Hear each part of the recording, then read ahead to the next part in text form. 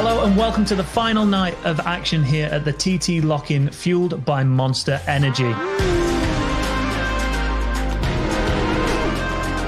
Massive night of action tonight. We have the top 20 greatest TT riders ever. As well as that, we've got the final episode of the Ultimate TT Races presented by Bennetts. We're heading back to 2009 for the second Supersport race. We'll also take a look at how the teams prepared for the 2020 TT prior to it being cancelled. But first, it's TT Lock-In Live time with Steve Plater and myself, and we're joined by Davey Todd, Conor Cummins, Lee Johnston, Jamie Coward, James Hillier, and Davo Johnson.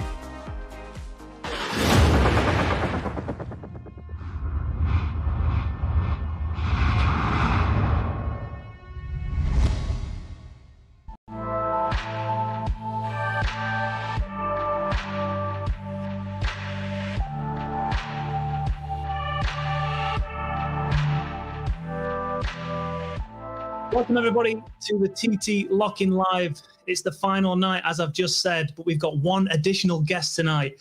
Thursday night we struggled to get John McGuinness in, but I believe his internet is working now and we have him back. But before we chat to him, let's introduce my co-host. All this week has been an absolute pleasure to work with. It is, of course, Steve Plater. Steve, I'm pretty sad that this has come to an end. Hey Chris, no, it's a shame, but we've had some great guests all week, old and new, and some proper characters. And of course, last night, I'm a massive Foggy fan. What a great career that man's had. Oh, mate, like I said on the intro, it was my boyhood hero growing up. He was amazing. But I guess this man that we're about to get on now, he's been a hero for a lot of people, for a lot of generations. 23 times a TT winner. Fingers crossed we've got him. It's John McGuinness. John McGuinness.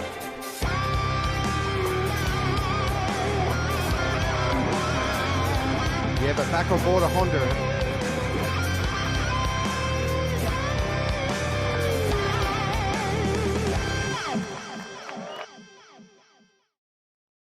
John McGuinness, are you there? Is the sound up? He's there. Perfect. How are you, mate? You've not been sat there since Thursday, have you? Yeah, well, I was a bit embarrassed actually with all this technology. I get a bit confused after I had everybody involved, and Mrs. was involved, having a domestic with her about it, and then it just went off and ended up getting in a huff and walking off. So yeah, it wasn't the way I wanted it, but it's this modern technology, it's a bit out of my reach. But anyway, what are you on about? Foggy, amazing. Foggy, is he your hero? I'm ruined now. He owes me 30 quid. Yeah, I bet. Pay at a restaurant. So I was stood with four of us, and it was 30 quid a piece. And the other two, Foggy walked off, wouldn't pay a bill, and the other two were two lads from Yorkshire. One was Jamie Whittam, and one was Ian Hutchinson. So they're asked this week when they walk as well. So I was knackered, so I had to stand Foggy's bill as well. So I'll get him back though. I can tell it really hurts. Right, going back to a conversation on Thursday, John, before we got cut off, we were talking about, obviously, your new team, Bournemouth Kawasaki. Will you be sticking with them in 21 with what's happened this year? Yeah, absolutely. The only thing that, nothing's changed so far, unless Pete pulled a pin on it. But I met Pete Exton, who has the team, and he came up delivering a bike to Rochdale a couple of weeks ago. So I met him there and had a chat, social distance, obviously. And he said the job's on. So I believe him. I think there's no other reason not to believe him. We shook hands at the beginning of this year, and I just got a real nice vibe with it. And I know he goes racing for the right reason, same reason I go racing, for the love of the sport and the passion. And it's I'm going to be a year older, but I don't know. I still feel good. I look at myself. I keep looking at myself, thinking, you old codger. But I've been out on my motocross bike. I've been doing a bit of enduro riding. I even cut my own hair. I mean, you can tell, can't you? I missed a bit at the back. So I had a lockdown haircut. But there's still the burning desire to do it. And I feel like I've not had a bite of the cherry for the last couple of years. 2016, I stood on the podium with Michael Dunlop and Uchi Boss, alongside me, and them two had the major ding-dong lap records were gone. But I felt like I'd rode really, really well, finished third. And 2017 didn't happen at all. As we know, it's all documented, the disaster with Honda, and then the chrome bike didn't get going at all, the Norton. So I feel like I've had a kicked in knackers, really, last couple of years, left, right and centre. So when this deal come along, I jumped at it, and I know the bike's competitive, I know the bike's reliable. The senior was won last year on a Kawasaki by Dean Harrison, so they've got plenty of data with the bike, plenty of experience, and let's grab it by the horns and see where it ends up. Whether I finish first, second, sixth, eighth, I haven't got a crystal ball to answer that question, but I didn't really want to end me TT racing with a snapped engine bolt sat up on the mountain on the Norton. That is not what I wanted to happen. I wanted to have a good result and then, hang my boots up. Yeah, that's no way to end. John, after what should have been our conversation on Thursday, we ended up watching John McGuinness, TT winner, documenting all your TT wins. Now, you've had a few years to kind of sit back, reflect on it all. Do you have one that sticks out in your mind as the one, your favourite one? It's a bit of an on-the-spot one, that, isn't it? I think that I watched it myself. I hadn't watched that before. I knew I'd had the chat with Dave Moore, and it got quite deep, didn't it? Really, there was all sorts of stuff coming out, and I was relaxed chatting about it. And I just think the whole journey's been amazing. From growing up in Morecambe and not really coming out of school with any ticks of boxes. I wasn't really listening at school. All I had in my head were motorbikes. So to go there and stand on the grid and compete in a TT and then win a TT, it's been an amazing journey. It always has. So it's really hard to pick one out. Obviously the first win was really special, but it was a bit bizarre. I crossed the line and I was like, what do I do now? And I remember the interview and I just waffled a load of rubbish. And we had a huge party after it. I broke the 250 lap record that stood for 9 years. And, each win has been amazing, but that 2013 win was one that stuck out because I beat Michael Dunlop. And he'd gone through the cards, he'd won all 4, and it looked like he was going to win 5. And I was against the ropes a little bit, and I come out fighting, and I stuck into him, and the icing on the cake for me with that race was the reaction from Michael after the race. He came over and he gave me a cuddle and said, fair play. Things like that go a long way, He has a bit of a persona, a bit of a, I wouldn't want to get in a ring with him. I wouldn't want a left hook off him, that's for sure. But it was a ding dong on the race, and we were both in the same team, and I managed to beat him. So, and it was a 6-lapper. 2015 race was special when I broke that record. Again, people had written me off, but they just don't seem the same when they're a 4-lapper. But that was a straight dogfight for 6 laps. So yeah, it was, first 1:13.07, and again, I always think what the reactions of people afterwards. My mum was there, my dad was there, I had some other family members there to see it, to witness it. And Murray Walker was there, and he was in tears, and he never thought he'd ever see the first 1:30. He'd witnessed the first 70 mile an hour lap, 80 mile an hour lap, and sort of said to Murray, "What's up with you, old boy?" I said, "You all right?" He said, I never thought I'd ever see that. So it was things like that for me are quite special. John, through the winter, I got you signed up for the Ducati Tri-Options Cup to get some mileage in you before the road race. And of course, with no road racing at all this year, only possibly Macau at the end, are you going to be riding those Ducatis or even jumping on one of the green machines at BSB this season? Yeah, definitely. We've got the Ducatis ready. They're ready to go. So I've got a teammate, Andre Compton. He's an ex-professional speedway rider, so he's chomping at the bit to ride. He was at Brands on Friday. He's going to Snetterton on a Monday, and I'm not too worried at the minute. I'm just going to go on my motocross bike tomorrow and do a bit more riding on the off-road bikes. But yeah, it's in the diary. I'm looking forward to filling the camper up with diesel and water and chucking the kids and the family in the camper and going to racing.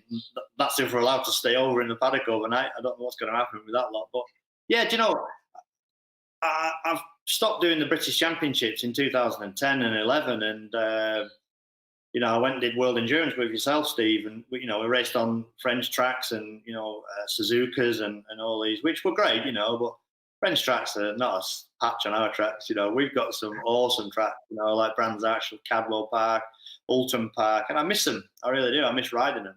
And I think the Ducati Cup is probably the best option for me. I think that you've got old men, you've got young men, you've got fast men, you've got slow men. So, you know, how I will sort of fit in there and maybe under the radar a little bit. And if we have a good result, that will be great, you know. And I think, you know, you're not snubbed at if you're having a beer and a barbecue as well after qualifying at night. So that should be okay. I just want to enjoy my race. I didn't want to go into super stock and get beaten up a little bit and, you know, and then sort of demoralise myself a little bit before the roads. That was my plan. So.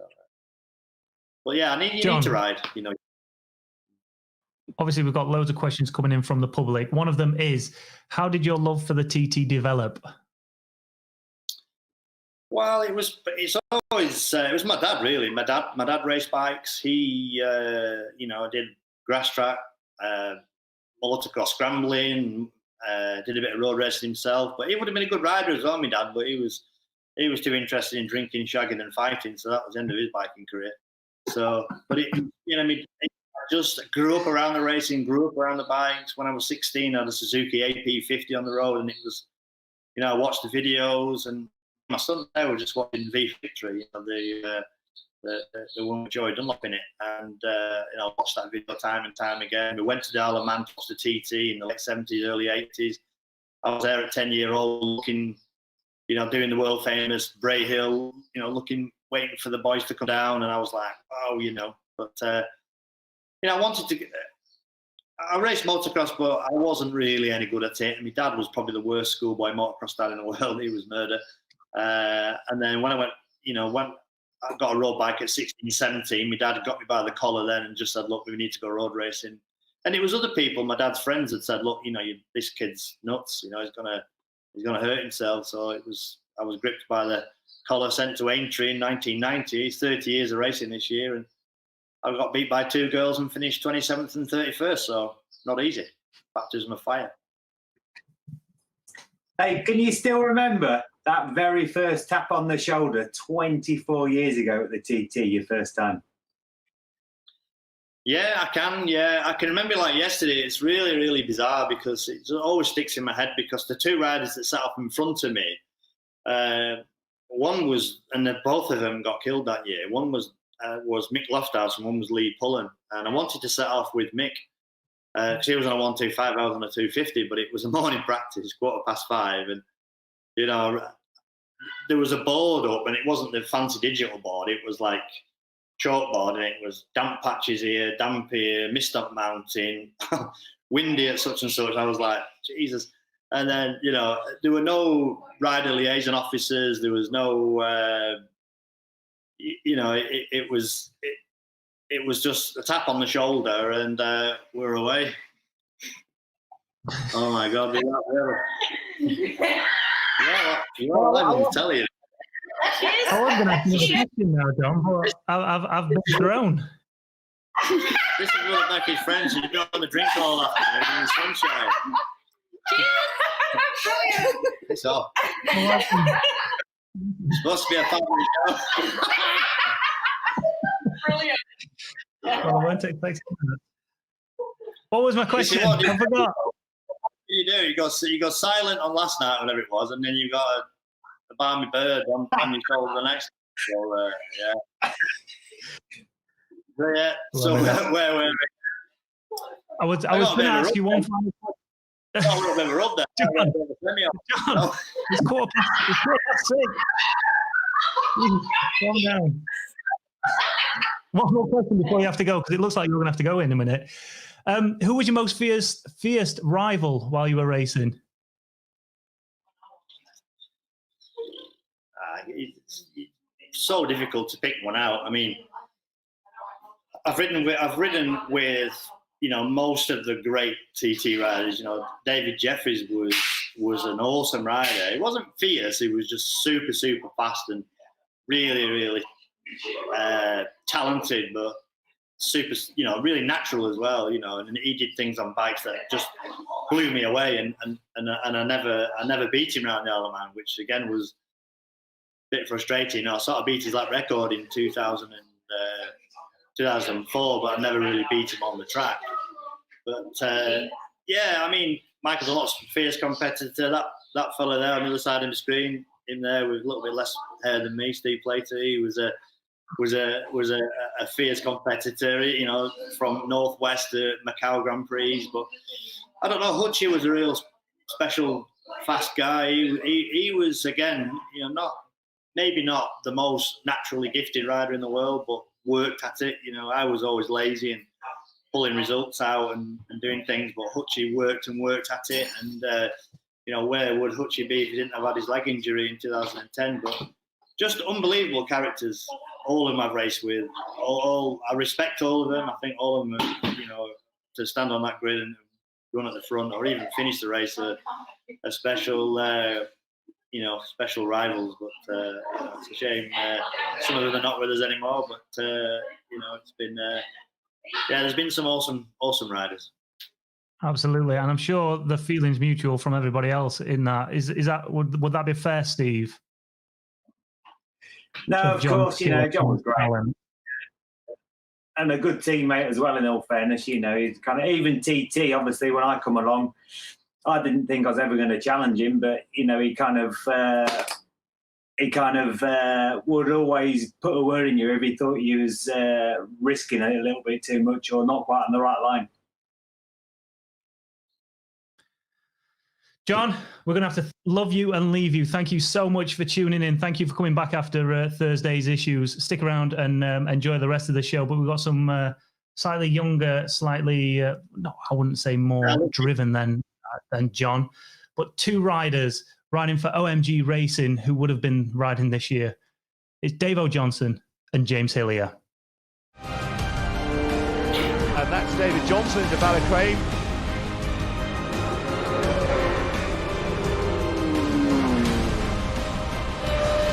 And here he is, that next competitor, James Hillier.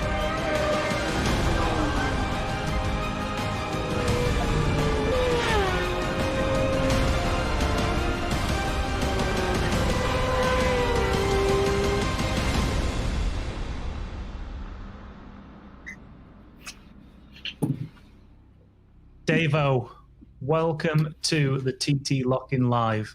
How are you doing, mate? Good. Thank you. How are you guys? Good, thank you, mate. It's 2:30 in the morning here, so I'm half asleep, but forgive me for that. That's fine. Fair play for getting up. Appreciate it. And we've also got James, who's on the same time as us. James, are you all right? Yes. Can you hear me? I can hear you. How are you? Loud and clear, no problem. Good. Good. It just sort of revs you up a little bit, actually. Sorry, mate. You're both in a new team for 2020, OMG. How did that deal come about? I thought you, James, you go first. I thought you had green blood in your veins. Yeah, I did actually, and it took a lot of considering, and it was something I had to do, and with a new team starting from scratch, I think was probably something that favoured me in that we could grow together. They wouldn't have had any old habits or something, that we could kind of learn how each other worked from the start and grow into a strong package. And it was reignited the spark a little bit. I had a great, amazing time with Bournemouth Kawasaki, and we had some a good record and some strong finishes. And but for me, for my satisfaction, I just really needed to tick the box and change my surroundings a little and see if it could give me that little bit more to get to the top in the big class. What about you, Davo? How early did you know you was going there?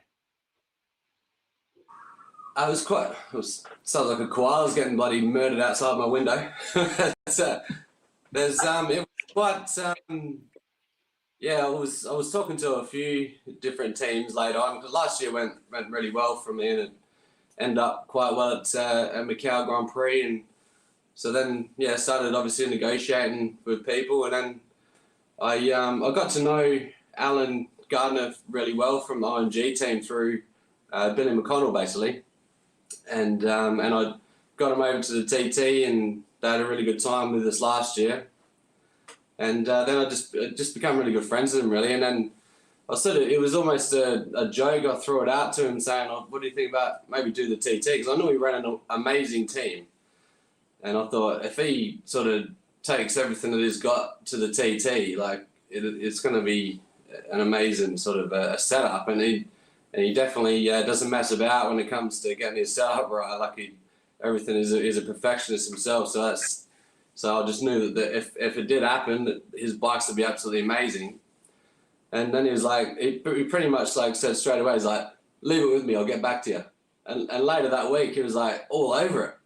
And I was just like, I was sort of joking a little bit, but because there's a few other people I was talking to, but yeah, once he started the ball rolling with it, it was all systems going, and it's wasn't that long after till a contract come through and I signed it, and away we went. But the infrastructure that they've got in place for us for this year was just like, for me and James, it's going to be absolutely amazing. Like like as I say, no holes barred with anything, and the bikes are just going to be top notch. So it was disappointing that we haven't sort of got started yet, but sort of exciting for the future, definitely for 2021. James, after so many years on the Kawasaki, what were your first impressions of the BMW in testing? It was good, it's a proven bike with what Peter's done on it. I wouldn't say I was on a bad bike in the first place, and the whole evolution, things are constantly changing. Different manufacturers bring out new models, and it was nice. I was a bit quicker in testing than I had done on the Kawasaki, which was bode well. And but as you know, Steve, it's a different ball game when you ride off down Bray Hill. It was but I had a lot of faith in it. I felt I was actually probably quietly confident in the package I had, and as Davey has said, that there's sort of no holes barred. It was all out what we want for, in the build of the bikes, and the team around us we would get. So it was a no-brainer, really, and we're just going to have to wait a little bit longer to see what we can do with it. But I guess the advantage could be we get more time to learn and develop, and hopefully some of the other riders might forget a little bit their way around the course and slow them down. But it's exciting, and it's just frustrating. That video clip at the beginning showing the footage, it just gets the hair stand up on your neck, and we've just got to wait a little bit longer now to do it again. Davey, you've got history with the BMW. I think your best ever lap was on the Smiths bike in 2015, and of course you rode the Gulf BMW in 18. Have you got a chance yet to test the new bike? No, I'm stuck in Australia at the moment. I'm in Adelaide still, so now that's sort of testing's going to begin now over there. As soon as the guys Alan and Paul tell me to come over, I'm on the first plane out. The ride, I'm absolutely itching. The only thing I've done here is like ridden on a go-kart track on bikes that I've built. So I'm too scared to ride them on a normal track because I'm probably snapping in half. It's ones that I built in the bloody shed. But I'm itching maggily to get over and do something. Like it's just it's eating at me now. I've been in one place for too long. Like this is the first time in 18 years that I've been in Australia this time of year. So it's just it's grinding shit right now. I need to get over and do something. So of course, James, BSB have announced they're going forward with sorry, mate. They're going forward with the racing plans in August onwards with 6 rounds. Are you going to jump in that championship? Are you going to get over, Dave?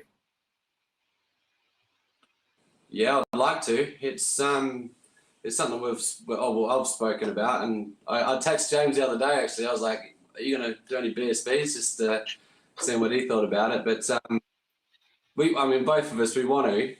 But yeah, the problem is me being here. I mean, I don't. If James goes and does the first round, I'm not going to whinge about it because he's there, and yeah, I'll sort of feed off his data as well. I'm sure he's not that much of an arsehole. He'll give me his data as well with what he learns from the bike. But I'm definitely want to do something. Like as I say, I've told the boys that I'll come over and jump out and go straight and do a BSB Superstock. Obviously, like that's a class that I've done a lot of in the past and done well, and I'd like to show that I can still do well there. But I don't want to get smoked at the same thing. Like, so I've got to go over and do testing. You know, it's like if you go there and don't test at the tracks that they're going to, you'd be struggling to get top 20. So I want to do it properly if I'm going to do it as well. James, I know you're not a massive fan of racing the British Championships in between everything else, but do you feel like you need to be getting out and getting some mileage in there as well? Yeah, for sure. It won't do any harm. I think Peter and Dean have shown that it can really bring you on. But saying that, for me, my best result was 25th. Best result on the island was in 2015, and my fastest lap actually. But that season, I did the least riding and preparation we ever did. You know, so I think. Obviously, being a new team, new bike, it will be a benefit to get out. So I'm just sort of waiting for the phone call. But the Rich Energy OMG team, they have priorities. They're there to win the British Superbike title with Luke and Hector, and also Billy in the stock class. You know, that's their priority. Me and Davey are on for the road races. So we'll see. But I'm just sort of waiting for the call, and I'll be there for sure. You won't need to hold me back from getting on the bike. James, at the start of lockdown, you offered your services up to start delivering care packages. Have you been busy with that still? No, I didn't. I did some. Yeah, it went. It was more a case of my grandparents set it off. They were a bit stuck, and I thought, I have this small online business, Your Moto bike, and with all the parcels and packaging set up. So I thought, if every business could kind of try and use its tools a little bit to help other people, then it would make the situation that bit better. And I did some, but I didn't have a massive logistics sort of to do loads anyway. But I just wanted to at least offer and try and help where I could. And I think, fortunately, we're through the worst of it now. But it was just something I felt I should do and did. But it's a funny situation we're in right now. Davey, you managed to put the Stocker on the podium last year. What feeling was that? Yeah, amazing. I think you summed it up when you had to tell me to stop swearing in the park before the interview, because I was pretty excited.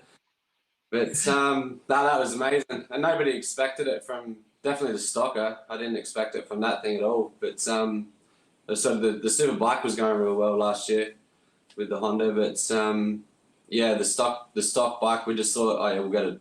Maybe it was top 8 or whatever, and that ended up being our best class. And the Super Bike broke down in the senior, so that's but that didn't matter. I could party knowing that I got third, so that was all good. But obviously I wanted a big result in the senior with the Super Bike, because I felt that we could have been really competitive in that. But it wasn't to be. The last 3 seniors in a row now where I've not finished, so it's a freaking nightmare. Gents, again, a pair I could talk to all day or all morning for you, Davo, but we're going to have to move you on because we've got 2 more guests coming. So, Davo, appreciate you getting up at stupid o'clock to be with us. James, hopefully we'll see you both on the British scene soon, if not over on the island next year. Thank you, gentlemen. Thanks, fellas. Next up, we've got the only man to win a TT this year. It's factory rider Davey Todd, and also Pres Racing, Jamie Coward. I want you here, I want you right now. It's here and now, I'll never turn my heart. We see Jamie Coward there heading through Milltown. And riding with Davey, Todd. Now here is Jamie Coward, a man to keep an eye on.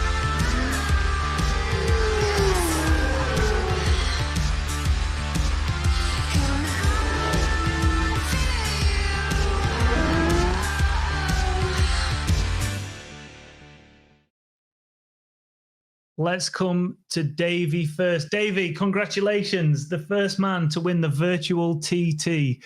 Have you put your email to Honda and asked them for the win bonus yet? I've not done it just yet, no, but it'll be coming for sure. And I already like the sound of that, what you said there, the only TT winner this year. It sounds good.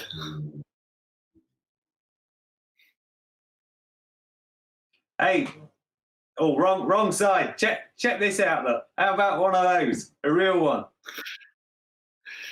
Oh man, that's what I'm striving for. That's what I'm desperate for. I'm proud of what I've got so far, but it's nothing on one of those ladies. That's definitely what I want. How do you, in the real world, if everything had gone ahead, how do you think you would have got on this year, Davey?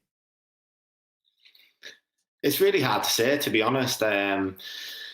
The 2 years I've had so far have just they've been really unexpected, and I didn't expect to go as well both years with a few obstacles. But I just wanted to go back and progress, and already at 131.5 mile an hour, just shy of. I wanted to go there, and I feel like I've got a lot more in me than that. The first couple of years I've took fairly steady as it goes. I know it sounds stupid, but I'm just excited to get back and on a factory team, brilliant machinery, new bikes and everything. It was teeing up to be really exciting, but you can't really say how it would have panned out. You've been stepping up really well so far, mate, and not rushing too hard at the TT and coming on strong, like you just said, at your 31.5, you've got to be really happy with your progress so far. And it's great to obviously a good team last year with Clive, but it's great to move up to the top step and obviously have the best tools in the trade, really, to prove how good you are. Yeah, 100%. That's I know the first 2 years have been brilliant and been with some good teams, to be fair, some really good teams, and made progress so far, and just want to keep moving in that direction. And it could only help being with the likes of the Honda guys, and obviously keeping my relationship going with Clive as well on the 600 machinery. That last year was faultless, getting my first international win at the Northwest with Clive as well. So I didn't want to stop working with the Padgett's team either. Hey Jamie, can you hear us loud and clear? Oh, yeah. Hey, good to have you here, mate. Right. Thank you very much. Tell us, you had a great ding dong with that man we're talking to there, Davey, Todd, last year in the senior race. Yeah, it was entertaining, really. I obviously set off in front of Davey after number 15. He caught me up. I can't remember which lap it was. I think it might have been just the start of lap 3, maybe. And I just literally followed him round for 3 or 4 laps virtually. I think our second pit stop were a bit faster, so I got away in front, and then he came past me again. But yourself round there, if someone comes past you and made time up, and you just try and sit behind him and not unsettle them, so it's pointless unsettling the rhythm and causing an incident, So it were really good, I think he helped me a little bit in a few areas as well, and I hope I helped him a little bit as well. And I went up my lap time by 2 mile an hour, like virtually, so up to 130 mile an hour now. So yeah, it were entertaining, and it were just good fun, nice and safe. Davey, what about you? Did you learn anything at all running around together? I know it's always best at the TT to try and be on your own, but was there anything learned from you? Yeah, there was a lot I learned behind Jamie. I think we discussed it a little bit after the race, and we were both faster in different sections on the track, so that always helps us both learn with being in those sections that we maybe struggle a little bit. but yeah, it was a big surprise for me. For starters, I know how fast Jamie is, and catching him up on the road. Yeah, I think the start of lap 3 or whatever, and then I literally couldn't shake him for the next 4 laps. We were absolutely glued together, and pushed on a little bit at the end there, and both of us setting personal bests on the last lap was probably part due to that. Davey, we've got a question coming in. Sorry, Steve. Sorry, Chris. We've got a question coming in from the audience. They want to know what that bike is behind you.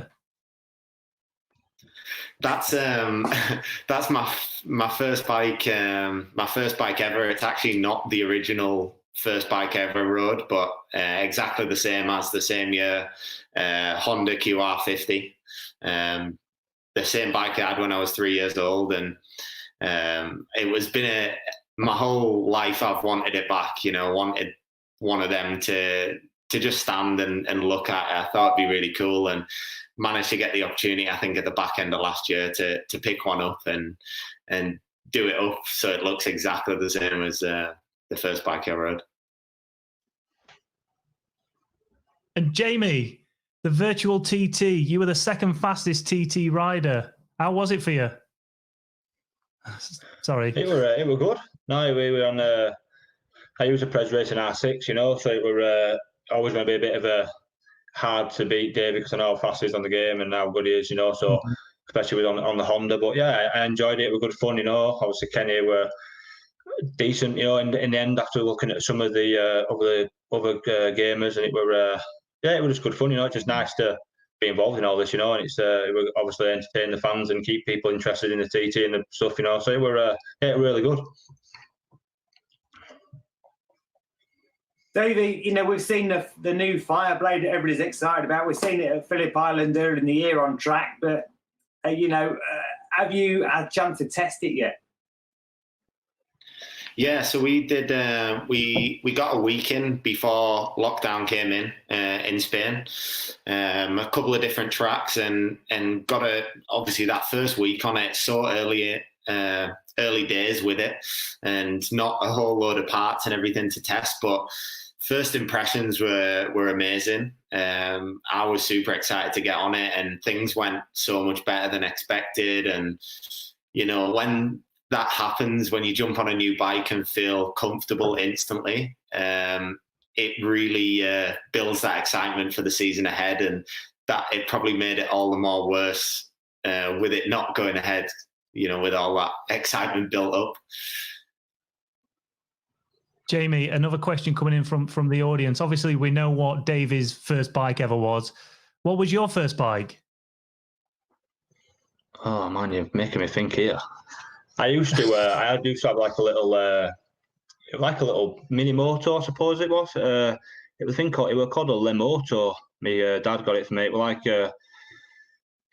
what is it? A Rotham's Honda. It had 4 pipes going out the back, blue and white thing. And I used to go with a little unit down by us, and my dad used to get a big piece of chalk and make a circuit out on the chalk and ride around. So we did some scratching around there on that thing. I've still got it. It's at my dad's house, so obviously my house isn't big enough to have it on my windowsill. So.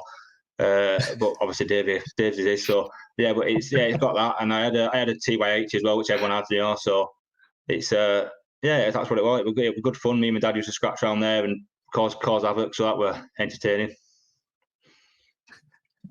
Davey, I think you did something like 15 minutes 44 on that virtual TT. What's the difference between that and riding a real bike?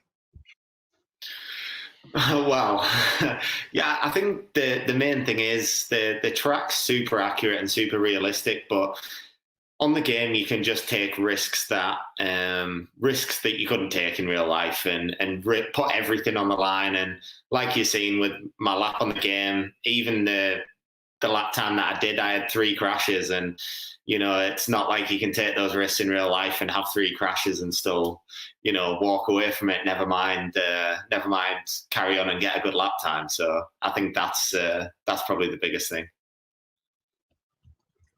Jamie, obviously, with no road racing, are you any plans to get some mileage racing this year, 2020? It's a bit of a difficult one for me, to be honest, because the Pres Racing team I ride for, they're based in the Isle of Man, so obviously with it being a different government over there, I'm not 100% sure on when they're going to be allowed off the island and when they're back on. So obviously the borders are shut, so it's a bit pointless my team leaving the island then to have to go back and sit in their house for 14 days when really, to be honest, we're not going to get much done really, this year. But I have maybe get a bit of time on the Super Twin because he's based in the KTS Racing Super Twin. They're based in Scotland, so fingers crossed we'll get out somewhere. But it's not the be all and end all, I suppose. It's just one of them things, I'd rather be safe and sorry, shall we say, and then just look forward to next year. Davey, I know we had a big chat the other day and your other Honda teammates. Tell everybody your plans for 2020. So my plans to go back to BSB, a really exciting thing for me and something already with, I guess, my success over the past couple of years at the TT. People classify me as a road racer now, and I didn't want to be classified as just that. I still think I've got a lot to give on short circuits too. And finally this year got the opportunity to prove that with a good team and a good bike in Superstock 1000 at BSB. And, I still have, plans to progress on, hopefully to suit bikes at some point. And yeah, I just can't wait to get back on circuits. It's not the TT though, is it? Never going to be the TT. Davey, Jamie, I've got to, again, love you and leave you. Thank you so much for joining us tonight on the TT Lock-In Live. And again, hopefully we'll see you on the island in 2021. Really appreciate it, guys. Thank you.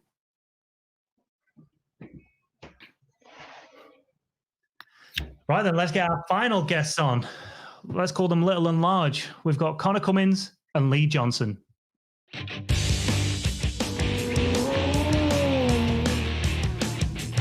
Here is the man, Lee Johnston. Cracking start. We're on board then with Conor Cummins, first on the road.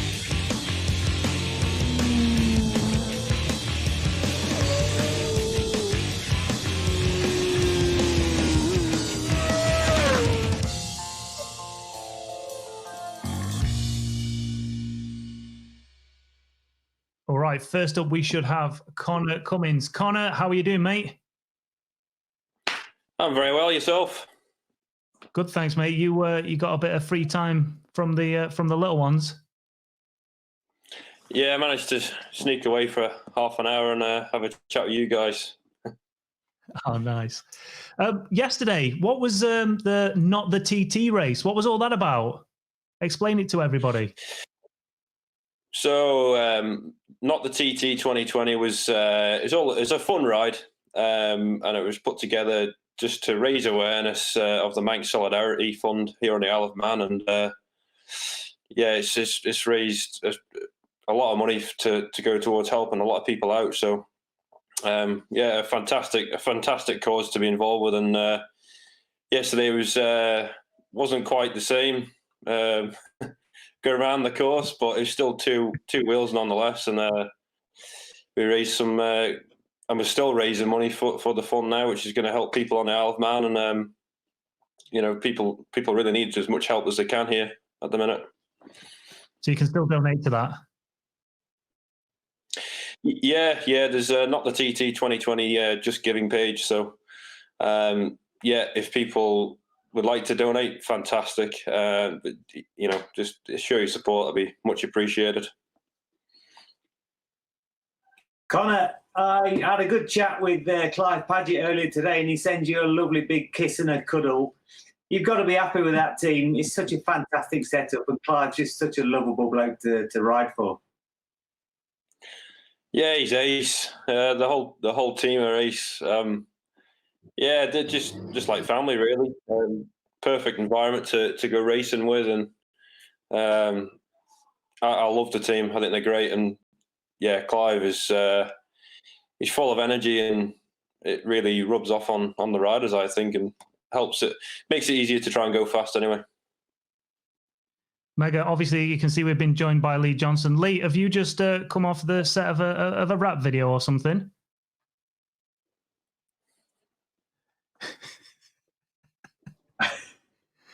Oh, we can't even hear him. I'm sure it was a good comeback. As soon as we get Lee's audio, we'll chat to him. Look at him with his hat backward. Unbelievable. Still nothing, Lee.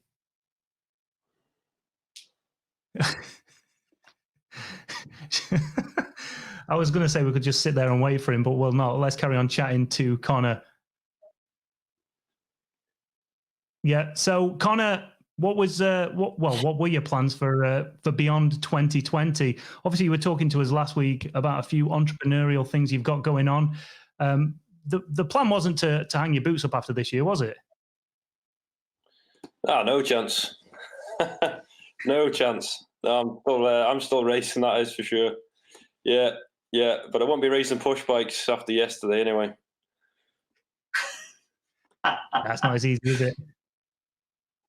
Oh. So, Conor, for this year, what was the plan for 2020? Were you going to ride the old Fireblade? You had loads of podiums on that last year, a great package. Or was you going to kind of stick your neck out a little bit and ride the new bike for 2020? Yeah, we were down to ride the new Blade. I was really excited. We were all really excited about getting on it and developing it. Really, I've no doubt it would have been it will be a fantastic bike for the roads. I was really excited about getting on it, but unfortunately, it wasn't meant to be. The plan was to do the usual testing schedule, and then the first couple of 3 BSBs to get us up to speed for TT, just like normal, really. TT being the main focus of the year, and then after that was maybe a couple of extra BSBs, and there's no Ulster, unfortunately. Classic TT after that, so it's a pretty like it has been over the last couple of years. We do do a few events, but we make it count. Conor, questions coming in from the public. They want to know if the coffee shop has reopened. If the coffee shop's reopened, as of Monday the 15th, we're allowed to have people come and dine inside. So the Isle of Man government is allowing that to take place with no social distancing. So it's been an incredible sort of few months for everyone, obviously, but the Isle of Man have really made big strides forward, and they've done the government and the Isle of Man on the whole have done a phenomenal job in getting as close to being back on track as possible. So we'll be opening the doors Monday morning and welcome people on to Conrod's, and same with the new pizzeria. So got to get a plug in for that, haven't I? Perfect. Lee, good to have you here, mate. Now, of course, TT winner last year. How's it actually feel 1 year on? Is it still as surreal? Well, as my home team decides to point out to me all the time, I'm actually just a T winner because it was only 2 laps. It wasn't 4 laps. So they seem to think I haven't actually won a TT yet. So that's the way it is at the minute. But it feels amazing. And even every time somebody mentions it, you know what I mean? It's a special thing that no one can ever take off, I suppose. Lee, your internet is absolutely terrible. Hasn't paid his bill. Says I've got a full bar. Yeah, has he? Lee, go and put 50 another quid in the slot. So, Lee, how have you been keeping busy since there's been no TT? I've been doing a little thing called work, Pritchard. It's just something that you would probably come out in a rash if that actually happened to you. But it's I've been back working for the construction company and stuff, and then been doing stuff at my own house and stuff as well. So I've been actually busier than I'm normally, even than when I'm racing. So I'm happy for some race to get back to get a break, to be honest. Lee, of course, last year, Lee, you run your new team, Ashcroft Racing, which is a great private team, in fairness. Same plan for 2020? Yeah, that was obviously what we had planned to do this year. We were going to do some more British Championship. Obviously with the Ulster Grand Prix missing, it sort of left a big gap in the year. So we're going to try and do some more British Championship towards the end of the year, Supersport again. So that was the only thing different really than this year. We've got new BMWs obviously, but CMR6, same team, same sponsors, everything to go again. So yeah, we're really looking forward to getting. We literally just done some testing when all this happened. We sort of had to rush back from Spain, so we definitely got back in time. So, Conor, obviously, well, both of you, I'll ask Conor first. You know, for 2021, you know, you've been for Clive quite a while now. Are you going to stay put there and just obviously crack on with the road racing? Yeah, I've absolutely no interest in going anywhere else. You know, Clive and the team have always put faith in me. So, yeah, I'm really happy where I am. Bikes are always competitive, always fast, and there's no nonsense. So I can just go and race bikes, and yeah, I'm in a real good place with the team. So yeah, I'm excited to see what the future brings for us. Mega, I'm looking forward to seeing you all back on the island in 2021. Lee. Oh, forgive me. With the question from Steve. Lee, obviously, Supersport win at the TT. I know it was 2 laps, but it's still a win. What about the big bikes? Is your focus on that BMW, on that new BMW? Definitely trying to get on the pace with that. Yeah, it's the bike fits me so good. You know what I mean? And to be honest, people actually was the new bike a lot better than the old bike, and probably the jump's not massive. But for someone small like me, that it's a bigger thing. Do you know what I mean? The tank feels really nice, and just the whole riding position just feels a lot more easy to. You feel the boss of it. You know what I mean? And once you've got that feeling with the bike, there's nothing worse than getting on a big super bike and it just feeling massive. And obviously Conor never has this problem, no matter what he's getting on. But Steve, you're not that big either, so you know where I'm coming from. Yeah, if you've got that feeling from the start off, it doesn't really give you a confident feeling. So as soon as I got on the new bike, obviously we just jumped straight on it at Macau. So and we went well straight away. Do you know what I mean? We were running at the front, so that was literally the first time I rode the bike. So it showed that we were in good stead for this year. Forgive me, sorry for cutting you off there, Steve.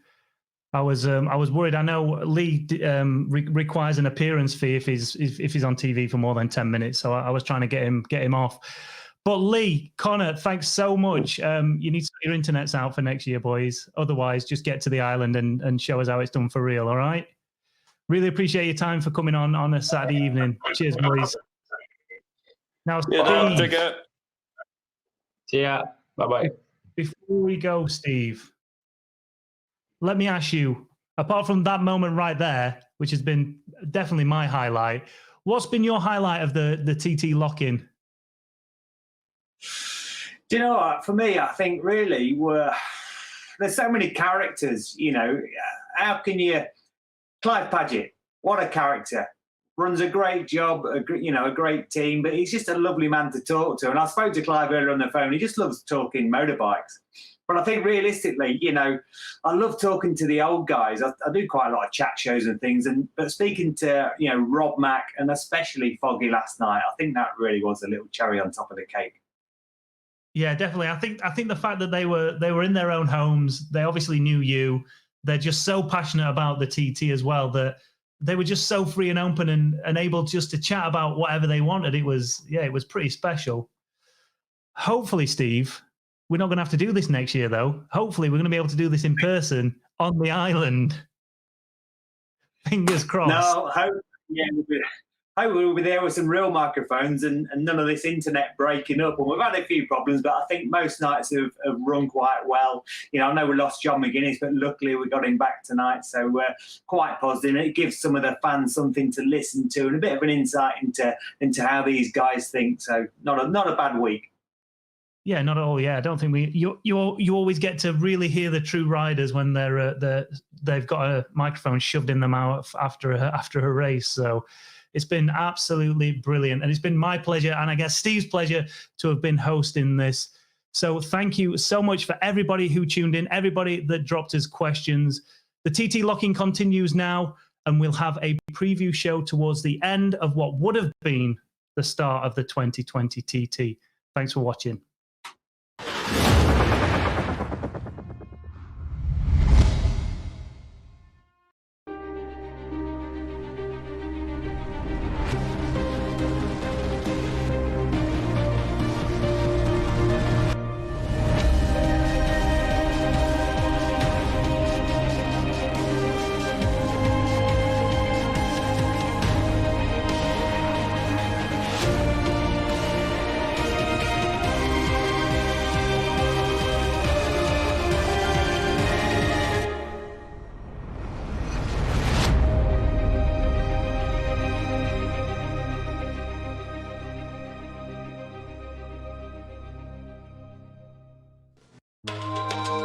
Hello and welcome to the Isle of Man TT Preview Show.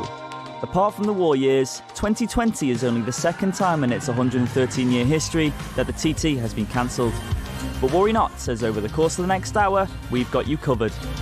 From inside the shed of the Ramsey Rocket to a lap of the course with young gun newcomer Glenn Irwin, we link up with the masters of the roads, including the unbeatable pairing of the Birchall brothers. And from pint size to McPint, Lee Johnston talks all things bikes, hot off the back of a maiden win in 2019. And the master of the mountain, John McGuinness, discusses the changes afoot for 2020. It's June 2019, and a TT fortnight like no other on the Isle of Man.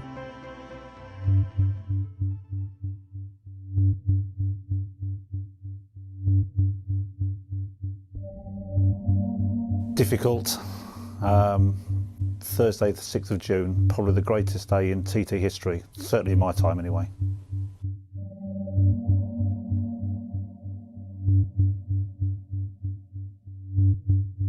I was awake really early, 3 o'clock, 3:15, something like that. I rang the weatherman about 5:30 and made my way up to the grandstand about 6:30, 6:45. I'd already put the schedule in place. Obviously it was going to be tight. Just before the morning meeting at 7 o'clock, I gave the weatherman a quick ring again to make sure that we was on track. There was no issues with the weather, no low cloud or mist or anything like that. Then reported that fact to the Motorsport Operational Group. And again, probably the person after that was the chairman of the TTMA, TT Moss Association, to make sure that we had sufficient marshal coverage around the course. We need 561 marshals around the TT course for any practice or race to commence. The decision to race 5 in a day was taken the day before on the Wednesday. It was quite a straightforward decision really. It was whether do we start cancelling races or do we reduce laps in a race to get the full schedule in, and obviously bearing in mind the sponsors and putting on the show for the spectators really, we decided to run with a reduced programme and get all 5 races in. We close the roads at 11:30. We then have the race sequence, the start sequence for a race, which is 45 minutes. First race signal's given at 45 minutes. Attention paddock, this is the first race signal. The first race got away bang on time at 12:15. The first man on the road, Conor Cummins, on the Malenko Security by Paget's Honda. The decision was made between myself and the promoter to cut races down as opposed to cancelling them altogether. The Supersport 2 race, obviously we reduced it by 2 laps, so that finished about 1:30 when we had the last man over the line. Obviously, given the delays, the cancellations we'd had, it was nice to get one under the belt, but we were very aware that we had 4 races left to do. Here comes Peter Hickman to take the checkered flag. So Supersport 2 race finished about 1:30, and then to give the solos a break, because most of the Supersport 2 competitors were in the Superstock race, we then put the sidecars on, and the sidecar race started at 2 o'clock. It was a very tight schedule. We decided to reduce the sidecar race from 3 laps to 2 laps. The atmosphere in race control was relaxed, intense but relaxed. We were very conscious that if there was one incident or one delay, that would have scuppered the programme, to be honest. The sidecar race finished, and then about 3 o'clock we started the Superstock race. Weather was looking good. There was still constant calls to the weather centre, and the rest of the day was looking fine, lots of bright sunshine. For the Superstock race, that was originally a 4-lap race, that was reduced to 3 laps. I decided, or made the decision, that Superstock competitors would all pit after lap 1. We head into the pits for the compulsory stop. That was for safety reasons, so we didn't have competitors coming into pit lane, refuelling and then exiting while somebody else was on a flying lap. 37 3/4 miles complete, 74 miles to go. The Superstock race, last competitor was across the line about 4:20 with it being its normal working day for the residents of the Isle of Man. The road closure order dictates me to have the roads open between 5 o'clock and 6 o'clock. So as soon as the last man's over, we then send off the last travelling marshal and the course roads open car, and we open the roads between 5 o'clock and 6 o'clock. Nice break for everybody. Obviously competitors can relax, because the competitors that had just finished in the Superstock race, obviously some of them were out in the lightweight race. Obviously traffic's been on the road, so we need to send out the course inspection car to make sure there's no spillages on the course. We have the start procedure for the refuelling procedure for the fuel fillers in pit lane, and we got the lightweight race, the 3-lap lightweight race, away at 6:30. It is Davey Todd away first on one of the 3 Nortons in this race. First man was across the line about 7:30. Last man across the line about 20 to 8, 7:45. About 8 o'clock we had the 1-lap TT0 race. So that was the 5 races in the day. We were slightly elated in race control, and just to finish off the day nicely, we had a 1-lap senior practice.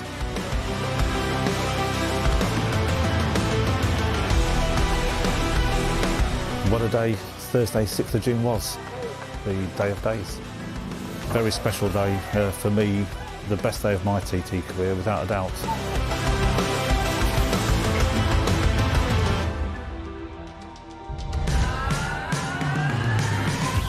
A day like no other, an island like no other. Join us after the break for more TT preview action.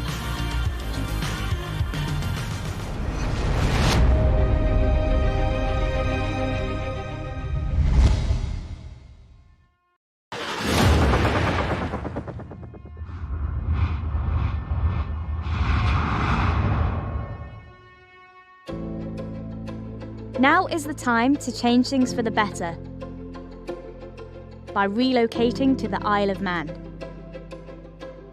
With hundreds of opportunities waiting, you can let your career flourish along with your quality of life, where accountancy, healthcare, teaching, software development, and engineering are just a few of the occupations that are in high demand.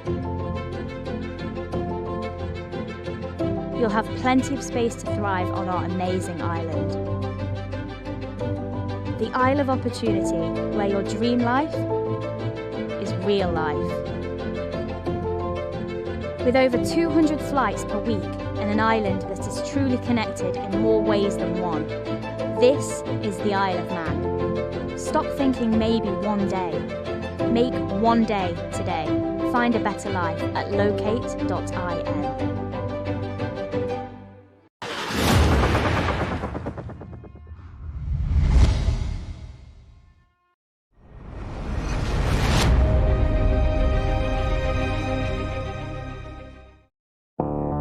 Welcome back for part 2 of the Isle of Man TT preview show. There may be no racing on the island this year, but hold tight, your bike fix is inbound. Glenn Irwin, a proven class act on the roads, winner of the Blue Ribbon Superbike Northwest 200 for the last 3 years, 2017, 18 and 19, Ducati and Kawasaki. He's got what it takes to conquer the North Coast, but what about the mountain course? I've never done a time trial race in my life, so that's something new. It's very different. The Northwest is a really, really fast track, as parts of the TT, are as well, but the Northwest, kind of where it's fast, it's quite easy to go flat out because the straights are straights.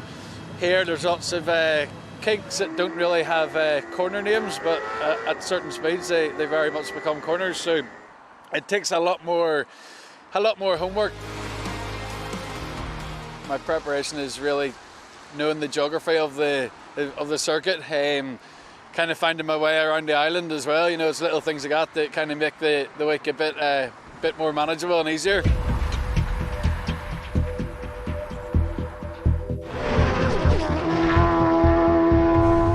Yeah, I watched here last year. Yeah.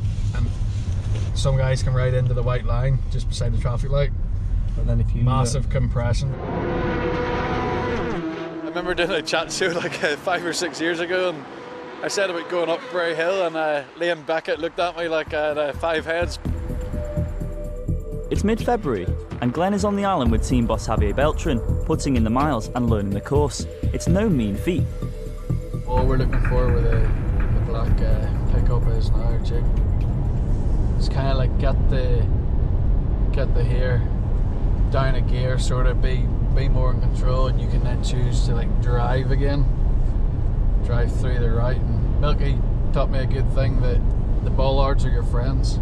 Yeah. So obviously we're going into a left, you want to be on the right, so come and see your friends. Mountain box, ignore the first apex, kind of 4 apexes, ignore 1, come in for 2, which is where we are now, ignore 3 and come in for 4. The geography of the 37 miles now, I can't say I know the course because this course changes every lap, but I know the geography of it now, and most importantly I know that when I go off the start I go down Bray Hill, and that's for me that's the most important thing. The smiley Northern Irishman was set to pilot the all-new Fireblade SP in the familiar Honda racing colours. Honda are the most successful manufacturer at the TT, and the staff have won TT races before in the past, and for me we're not thinking wins or anything like that yet, but to have them sort of people on that level of experience in my corner is good. We're trying to make it as comfortable and enjoyable in the first year or 2 as we can, and then we can think of other things in the future.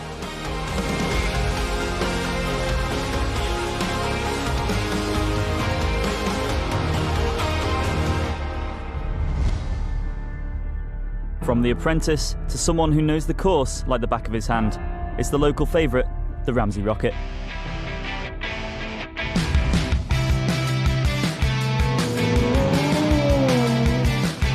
We're on board then with Conor Cummins, first on the road on the Malenko Paget's Honda. Yet another TT podium.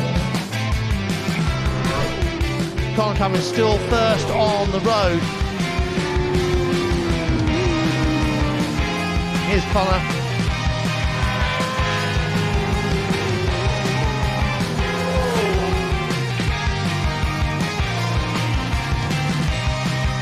But Conor Cummins is on his way then. Oh, Conor Cummins, plenty of fresh air under the tyres over in Cullen Jump.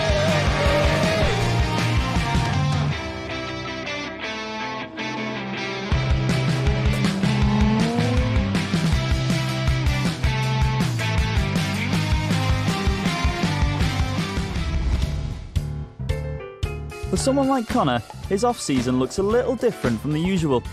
The Manxman lives and breathes motorbikes, and when he's not twisting the throttle on a 200 horsepower Honda on the roads he drives each day, he's fettling with something a little less powerful in his rather nifty shed.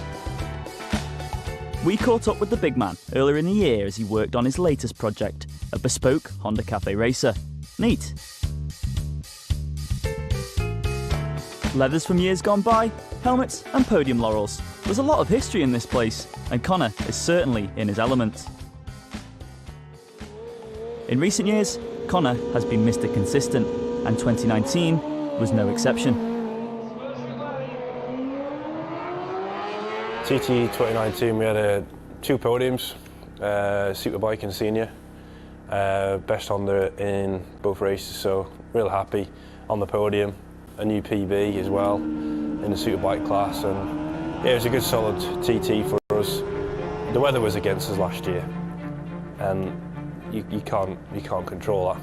And it's just a case of getting up on the day and just being in the best frame of mind as you could be.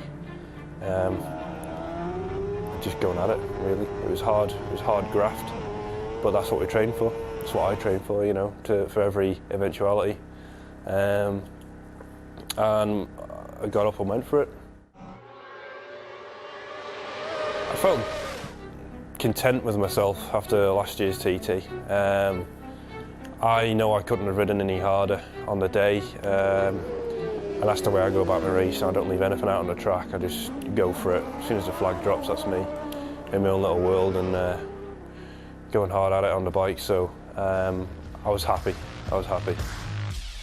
For 50 weeks of the year, getting bike fit is just as important as machinery setup in preparation for the TT fortnight. This off-season I've done well. I've been in rehab with getting my broken ankle, which I smashed at Mette in October. It was quite a bad injury, so I've been getting over that. And the turn of the new year, it was straight back into the gym, and I've hit. Might sound a bit daft, but I've hit the ground running. I feel amazing. I've kept the weight off over winter. The ankle's in real good shape now. Like Glenn, Conor was set to ride the all-new SP Honda, a proven missile on the world superbike scene. We're really excited about this new Honda Fireblade. It is a complete new bike. I think this bike could be the difference. Obviously, I've got to twist the throttle and ride the bike at the end of the day. But yeah, new Honda Fireblade. Really excited about that. Same 600, but it's amazing. It's a cracking little bike. That's the Superbike and Supersport machines accounted for. But how does Conor fancy his chances on the Superstocker? If I'm honest, over the years, that's the class where the stock Fireblade has been that's its weakest class. But I think the tables will turn this year. You'd be brave to bet against Conor adding to his impressive podium tally of 10 next year. But what about the elusive top step? I've been asked this one before, and I've always said, there's a good 10 riders. But there really is a good 10 riders that could really put a spanner in the works, I think. The current, podium finishers, they're going to be strong. I'm going to chuck myself into that mix as well. But no doubt about it, we've got to look to the likes of Peter and Dean. They set the stall out last year, and although the speeds weren't as fast as the previous year, obviously I put that down to weather. I think all things equal, and this year I think we'll see some fast speeds again. We just need the good weather for it, but I'll be ready for it anyway. I'm the same every year. My approach isn't going to be any different. I'm just going to go hard, and I'm just really excited to race the new Fireblade around here. I know my team, Malenko by Padgett's Racing, is going to be tip-top shape, as they always are. Got the knowledge behind me and the belief in me from the team, so everything's there for hopefully a good TT fortnight.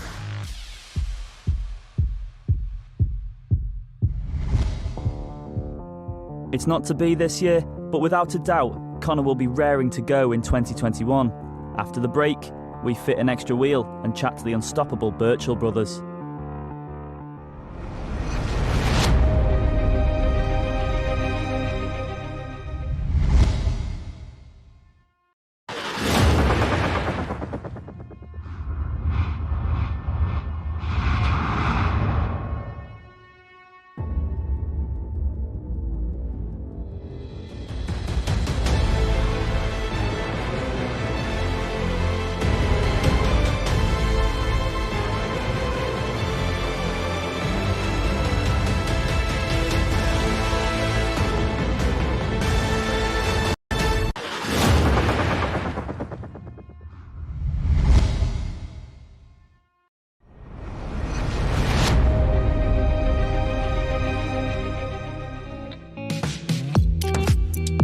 Welcome back to the TT Preview Show. No racing on the Jewel of the Irish Sea this year, but we've still got plenty of action in store. Are we about to witness TT history? Virtual brothers are just so fast. Every sidecar TT race they've finished, they've won. Flat out, and that's what they're doing on their way through Kirkmichael. Tom Birchall, even in the middle of the corner, he's tucked down. Tucked in so low behind the bodywork. Have to operate as one, they have to think as one, don't they? Oh, look at them kicking the dust up against the wall. Look at Tom Birchall, the position he's in. He's working like a contortionist. So Ben and Tom Birchall then.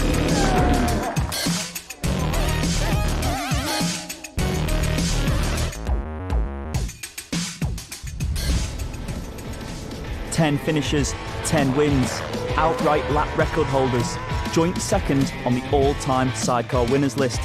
The stats don't lie. Here they come then. History is being made again at the Isle of Man TT. Ben and Tom Birchall.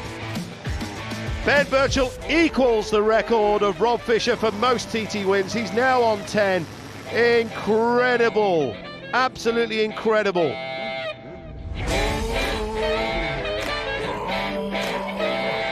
Yeah, seems a long while ago now. I mean, great results were fantastic. Couldn't have done any better. But it was probably one of the most stressful, other than the ones that we've crashed at, for us to deal with because of the way that the weather went.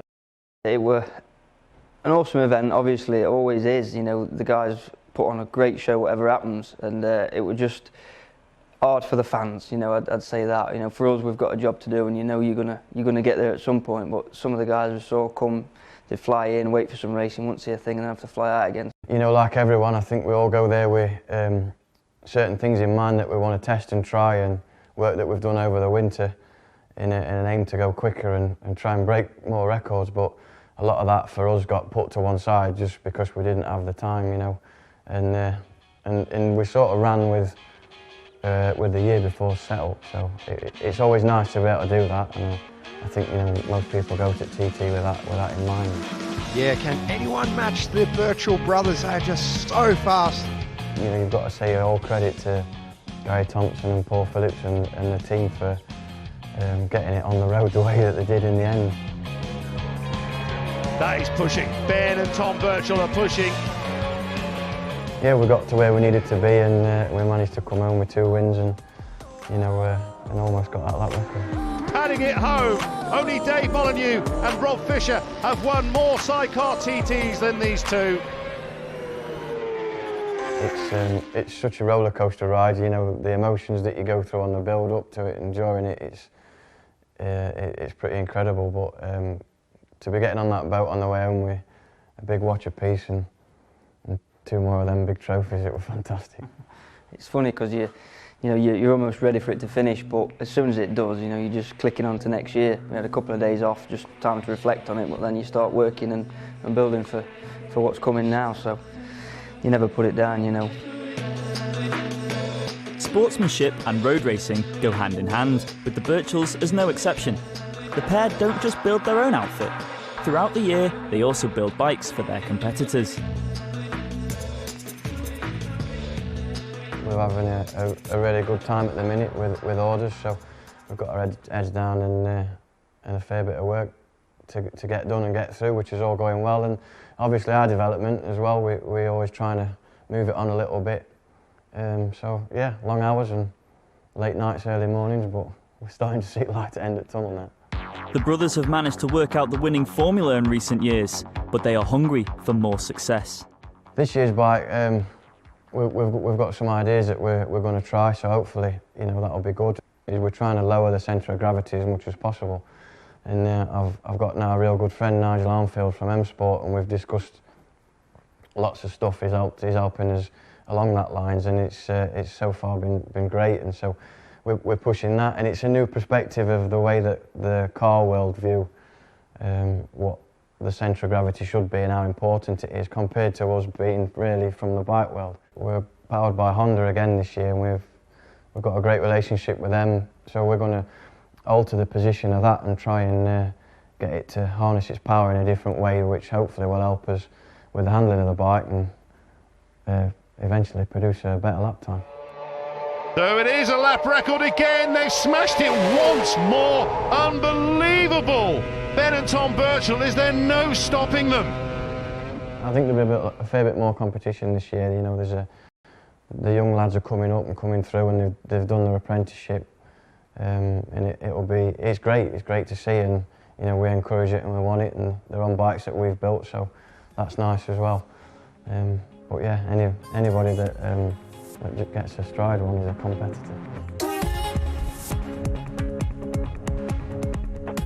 You can't ever take anything for granted around there. You can't, you know, we've been in that winning situation, then had to deal with a breakdown, you know, so you know what that pain feels like. So first and foremost, build the bike good enough to, you know, to do 3 solid laps, and we'll see what we can do from there. But you know, it throws so much at you, so we're just going to prepare as best we can, as best that we've learned so far up to now, and bring the experience with us, and try and go for a couple more trophies, of course. But you know, we'll just see what happens. Once we get past January and February, it starts to kick in a bit. But you know, it's just indescribable and incredible, and a massive part of, you know, my life and his life. Over the line they go. What a performance from Ben and Tom Birchall. Another double at the Isle of Man. The Douglas Promenade will look a little different this year without the racing, but don't worry, we've got more road racing action when we return.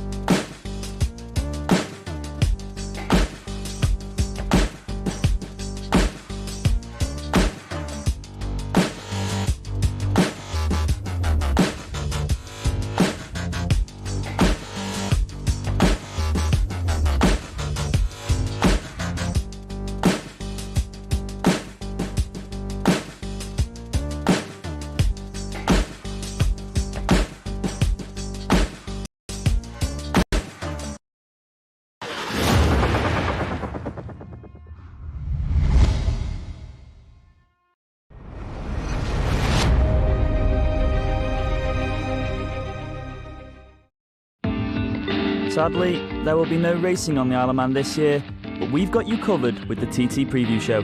Up next, blink and you'll miss him.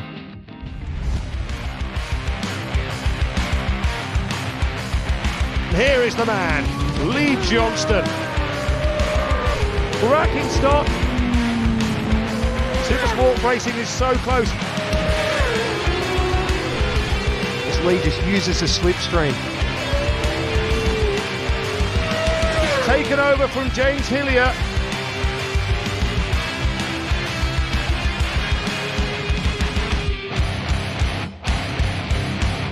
This is Lee Johnston.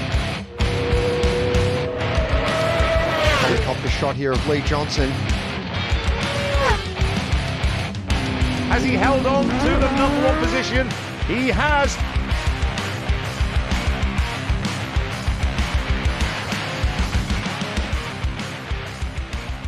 In 2019, the pint-sized Irishman wrote himself into the history books, claiming his first win around the famous mountain course.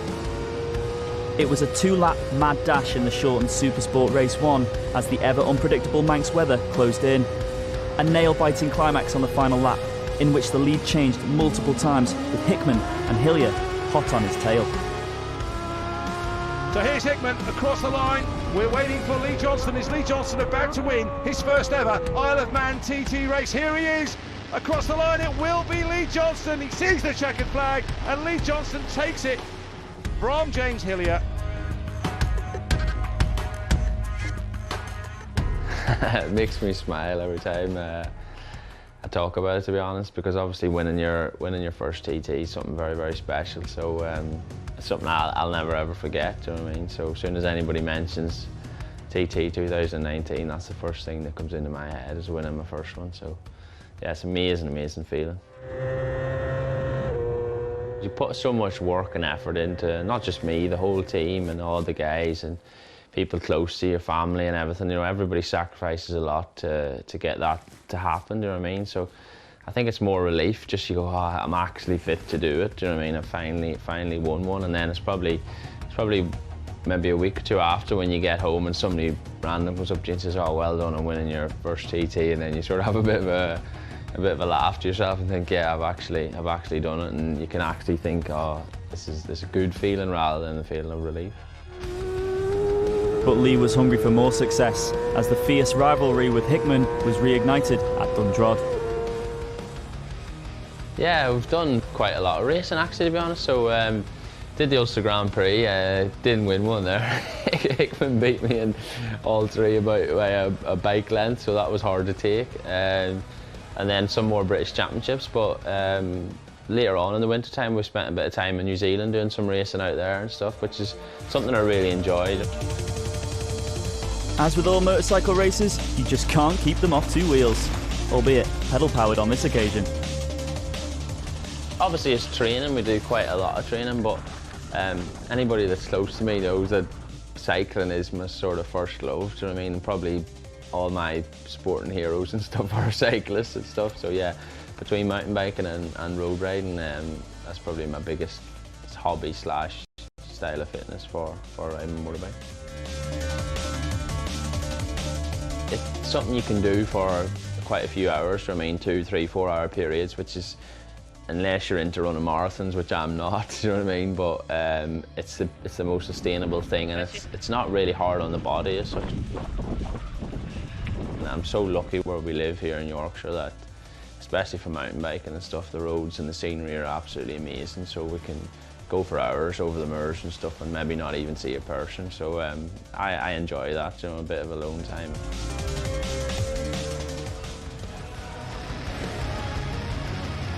With the results last year, it's made this winter a hell of a lot easier going to speak to people, and do you know what I mean, everyone's happy to see you again, and I felt the other side of that as well, do you know what I mean, having a few tough years and stuff, and you soon realise that you're not the flavour of the month anymore, and that's the way things work. But yeah, it's been good for that side of things, so everything's all go again with Ashcourt, so really looking forward to getting going.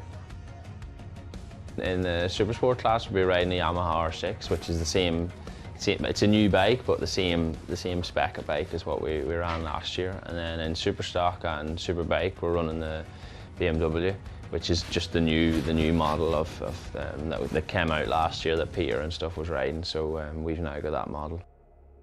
Obviously we ran that in Macau at the end of last year just to use it as a proper test.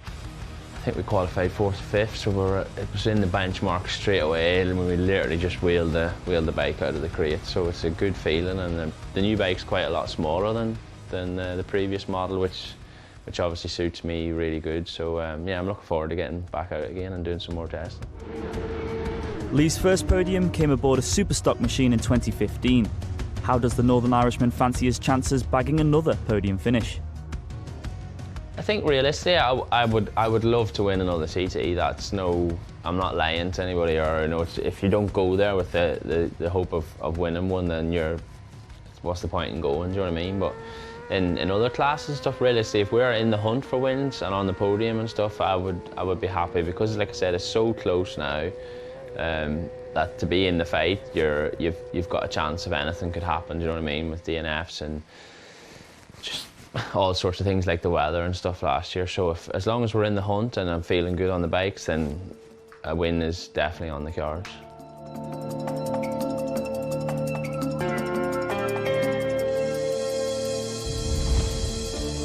From one win to a man with 23 to his name, a career which has created his legendary status, and there's no sign of him stopping anytime soon.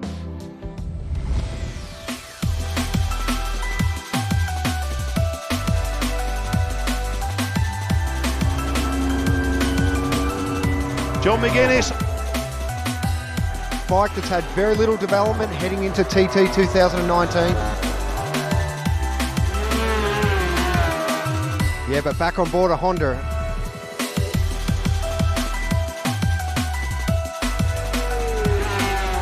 It's a curve on the inside. Another Norton.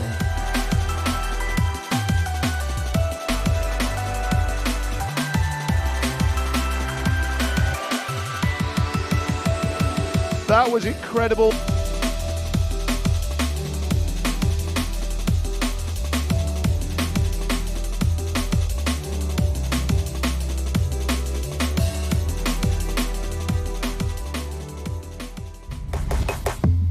Whether it's dirt or road, treaded tyres or slicks, brakes or no brakes, petrol heads have always got the need for speed. Speedway's a bit of a passion of mine. I think it's a simple sport. You've got 4 riders going around a circle 4 times. You know, 3 points for the win, 2 for second, 1 for third, and it's an old sport. You know, it's nearly 100 years old. It's been around a long time, and you know, these guys don't get the credit they deserve. You know, riding a motorbike with no brakes on it, no suspension at the back, doing 60, 70, 80 mile an hour. My dad used to take me when I was a kid. You know, we came to Bellevue, which is where we are now, Bellevue Speedway, the national stadium.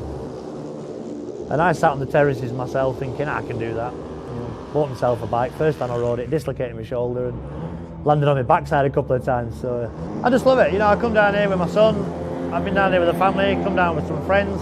Racing starts at night, it's all floodlit, you know, 7:30 at night. So it's a nice sociable thing, and it's racing. And you know, if it's got an engine in it, it's racing. I'm up for that. Last year's TT was John's 19th, which threw up a few surprises. 2019 TT, can you talk me through it? There wasn't a lot going on, was there, for me? It was, yeah, pretty average. You know, it was, it was frustrating, really frustrating, and disappointing, really, in lots of ways. The obvious one was, you know, the obvious problem we had was we didn't have any reliability with the Norton. Never really got going on it at all. You know, with all the practice called off, I never got to learn the bike.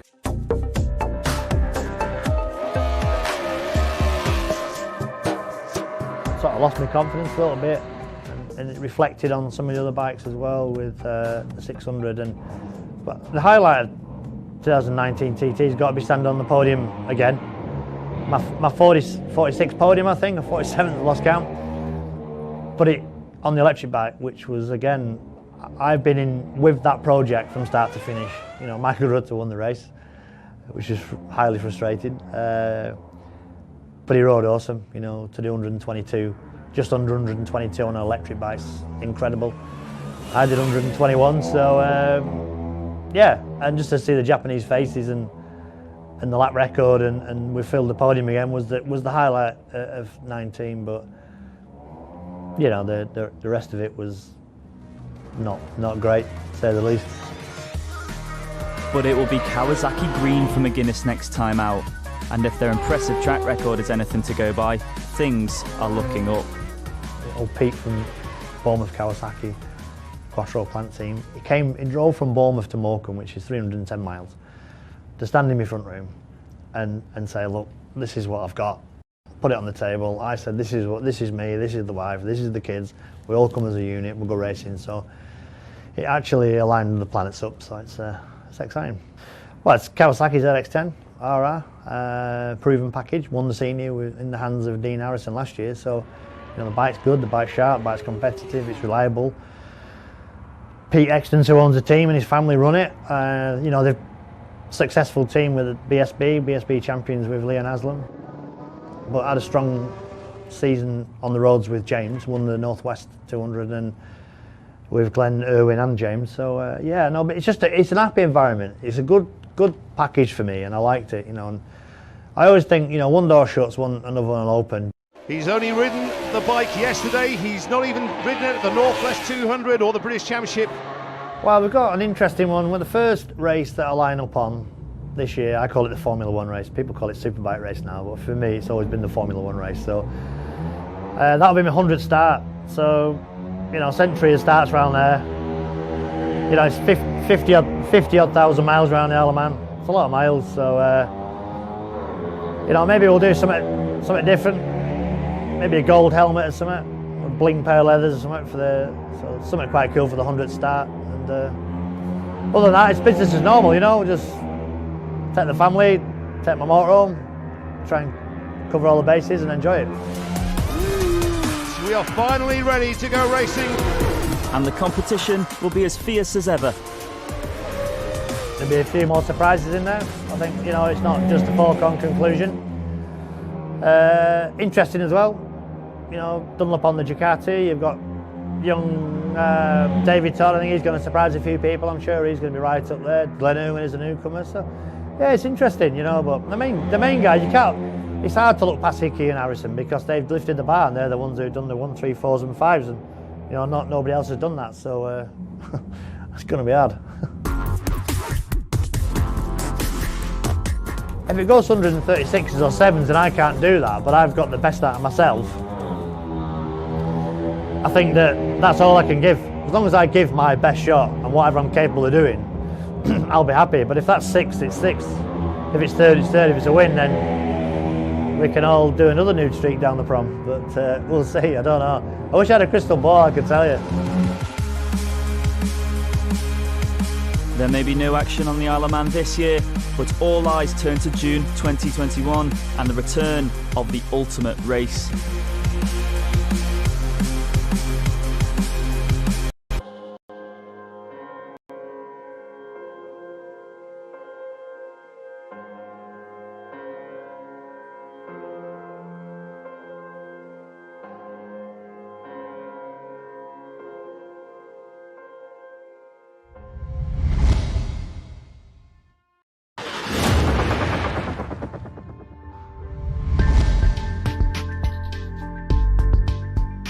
Still to come, we have a countdown of the top 20 greatest TT riders ever, but now let's go back to 2009 for the Ultimate TT Races presented by Bennetts and the Supersport Race 2.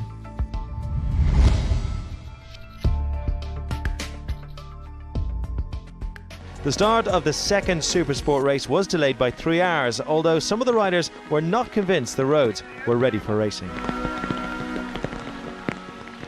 Well, as you can see from that, there's damp patches underneath the trees, lack of adhesion, so it's going to be very, very tricky conditions here today for this second Supersport race. We're going to go and find out from John McGuinness exactly what that means to him and how he's going to have to cope with these conditions. May I just pop in there? We've just got a shot there that tricky conditions really under the trees and damp patches. Any other damp patches? Yeah, one of my underpants. Yeah, I don't know. I mean, like you say, it says, you know, damp patch under the trees and lack of adhesion flags from Appledene to Ballaugh. Well, that's more or less half the circuit. So, you know, we're just blind, really. We're just going into the race completely blind, and you know, we've got dry tyres on. It's, you know, we're baked in sunshine here, and it could be anything on the track. So, difficult situation. Just going to try and assess it on the first lap and see what happens. But each lap's going to change, so it's really difficult. Really difficult conditions. You know, they said we were never going to race in the damp or the wet, so I don't know what we're doing on the grid, to be fair. Seat of the pants, but I take it as it comes. So I'll take it as it comes by. And you're still smiling and you still love the place. I mean, it's just part of the Isle of Man, isn't it? So it's all about, isn't it? You know, if it was easy, everyone would be at it, wouldn't they? Yeah, I'm not overly looking forward to this first lap, to be honest, just till we see what's going on. It's definitely going to fortune. Well, I think the brave are going to maybe be rewarded or otherwise. So, as I say, we're just going to need to wait and see what happens, and hopefully it's going to be good conditions by the time we get there. Down here with Gary Johnston, he starts number 1, so he's going to come to the tricky conditions first. Gary, you unfortunately have got the job of finding out what the conditions are like.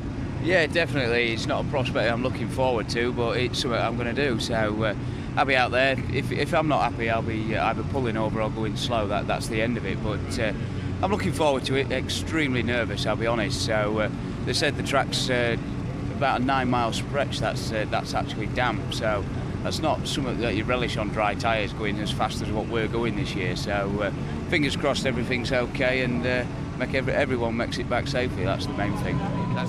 Well, wet patches are not. Supersport Race 2 was ready to go. Steve and Jamie, watch this one.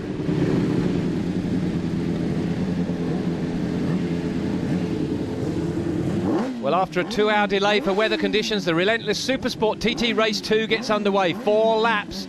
And the lap record is Bruce Anstey, and I think that'll stay intact because with these conditions there's no way they're going to get under those lap times. Number 1, Gary Johnston, the first man to encounter these poor conditions when they get round to the bottom end of the circuit, and that'll be tough, James. Yeah, completely dry up to Ballacrane, then really wet through the trees all the way to Balaf through a Glen Helen section. Yeah, you wouldn't want to be first on the road, Steve. Number 2, John McGuinness, multiple TT winner, he's already gone. Number 3, Keith Moore gets the tap on the shoulder for him to set off.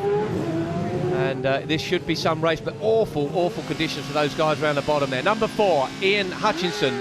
Obviously, he won race 1 of this, and he's also leading the Joey Dunlop Trophy, which means he's got more points than anyone else. Bruce Anstey, number 5.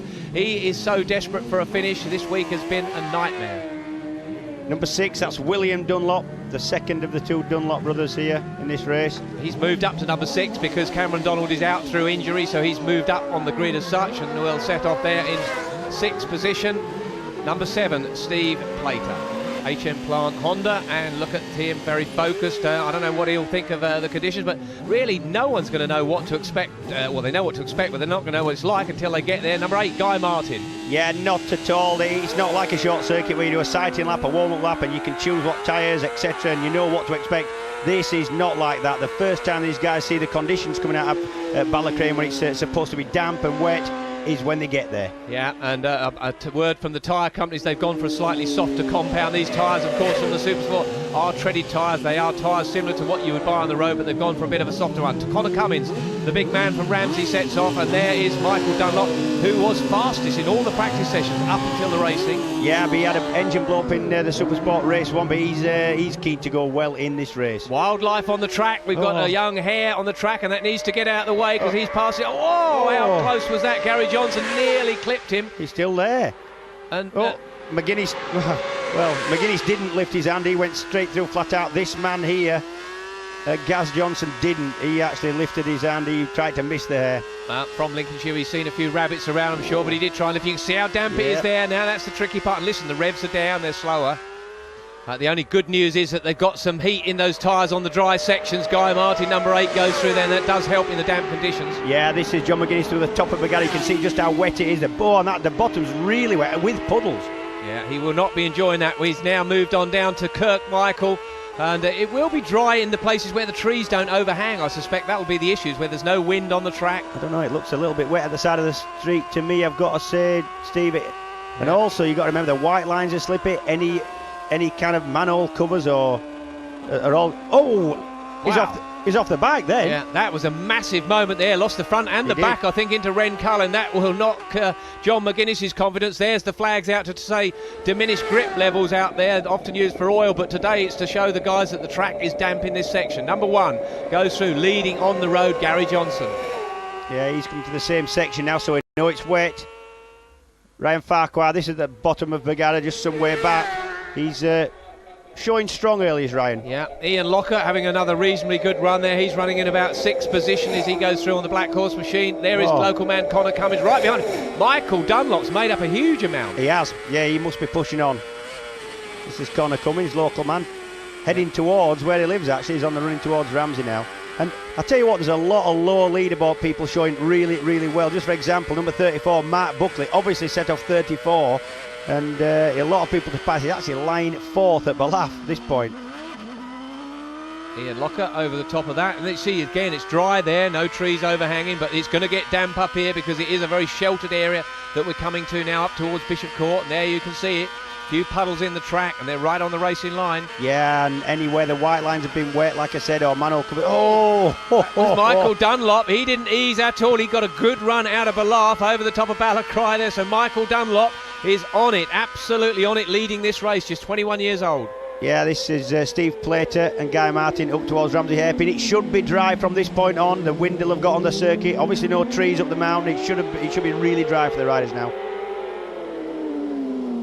There is the leader, or that's his brother going in. There's the leader, number 11. That's Michael Dunlop. William just in front of him. Conor Cummins nips it through there at the hairpin. Yeah, Conor Cummins was passed by Michael Dunlop, the early leader at this point, but Conor's managed to hold on to him. This is Steve Plater climbing the mountain with Guy Martin right in his wheel tracks. Yeah, Hydrex Honda versus HM Plant Honda, and in theory, The bike that Plater's on should be a bit faster. It's a kind of look it. official one, but it doesn't. I think Guy Martin got a good run out of that corner. He's in the slipstream here now of Steve Plater, but it's one thing being in the slipstream, it's another thing trying to find a gap to get through. Yeah, you can't believe that from this shot it looks like they're going, he's going to have a go. No, he's not got the power. Once he pulls out of the slipstream, Steve, the wind hits him. He's not got the power to get past Steve. No, and Steve Plater is a tiny figure on board now with Steve Plater. Yeah, this is coming into the Keppelgate section. This is the right, and then it'll go left, and then down towards Kate's Cottage. Now dropping down the mountain, down towards Craignabar. This is Kate's Cottage. Big left, and then onto the straight part down towards.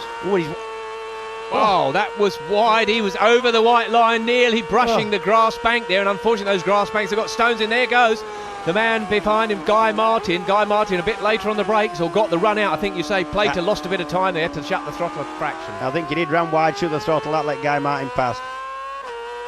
The run down from Craignabar. This is very fast on the 600. It's quite steep, dropping down the hill. There is Ian Locker again, and that's William Dunlop. It is William, yeah. William not relishing these conditions. He's lost a lot of time early on the wet part of the track. Yeah, and Locker just eases past William going down into Craignabar. Yeah, up the inside. Look at the crowd of people out, considering it was raining this morning, that everyone's come out to watch this race. Yeah, and this is the thing, it's glorious sunshine, and this is one of the problems you get with the Isle of Man. Glorious sunshine over here, look, and rain at the other side of the circuit. This is John McGuinness flying through the start and finish to start lap 2. Absolutely screaming that 600. They're going through the speed traps about 168 miles an hour. Oh, over the big bump at the lights. Number 3, Keith Moore, finished up 3rd in the first Supersport race. Yep, and that's Gaz Johnson and John McGuinness through the top of St Ninians. And this is the aerial view there. It's Guy Martin in front of Steve Plater. Yeah, they're stuck together. Guy Martin up on time, obviously. Back on board with Conor Cummins, doing everything he can to hold that second place. This would be great for him. He's never had a podium before. Yeah, Manxman on the podium. That'd be a popular one. Yeah, debuted here in 2006. And there is the gap. Michael Dunlop has a 10-second lead over Conor Cummins. Yeah, and that makes sense. They set off 10 seconds apart, and now Michael's just in front. This is William Dunlop. He's in the pits. It doesn't look like he's going to continue. They're not trying to fix the bike. I don't actually think there's anything wrong with the bike, Steve. I just think he's had enough of those conditions. Yeah, chosen not to bother. Oh, that was a good close run by. Here we have it at the end of lap 1. Michael Dunlop from Conor Cummins, Guy Martin, Bruce Anstey, Ryan Farquhar and Ian Locker holds 6. As Keith Moore, first on the road, comes in for his stop. You can see that gap has extended 15 seconds. Dunlop over Conor Cummins. Keith Moore changes his helmet. The rest just do their visors. Number 4, Ian Hutchinson. He's well in the running as well. He's up there in about 7th position. Yeah, look how Ian Hutchinson flipped the back round there just to keep the bike straight in the pits. This is your race leader, Michael Dunlop. Yeah, needs a good fuel stop. 15 seconds in front. This will be critical, these fuel stops. There goes number 2, John McGuinness. He's also in. It's very busy in the pit lane. About 18 litres of fuel go in. There's number 1, Gary Johnston. Away he goes. That's another good stop there. That looks Michael Dunlop was away very much. That was a quick stop by him. Yeah, most of the guys having good fuel stops there. Keith Moore at Braddon Bridge. So they start lap 3 all the time. The track is drying. The laps will get quicker. They're doing about 122 mile an hour laps, so they're 4 or 5 miles an hour down on what they would be doing in perfect conditions. And they're charging through there. There's Bruce Anstey. Yeah, Bruce Anstey's now caught up with Keith Moore. We're on board with Steve Plater at Ballacrane. This is where and that's Michael Dunlop straight through, and he's waving at him. I don't know what he's trying to tell him there, but he certainly waved at Steve Plater. This is where the track becomes damp and you've got to watch what you're doing. Yeah, he's probably telling Steve Plater to stay behind him and not give him any hassles, because he will have been getting pit boards that he's got a 15-second lead in this race. Yeah, certainly he's been in the pits. He'll know exactly what the position is at the moment. This would be something else, wouldn't he, for the Dunlop dynasty to take another win. His father won 5 times around this circuit, on board with Steve Plater. And Michael Dunlop's looking back a lot. I think he knows that Steve Plater's able to keep up with him. Well, I'd say performance-wise there wouldn't be much in it. R6 Yamaha leads Michael Dunlop, and the CBR 600 of Plater right behind him. Yeah, it looks like Plater's got a quicker bike to me. This is Bruce Anstey and Keith Moore through the bottom of Bagada. It looks to be drying out slightly, but still damp patches. Look at that. Compressed. Jumping as they go in, isn't it? And then the compression, and that's on a damp track.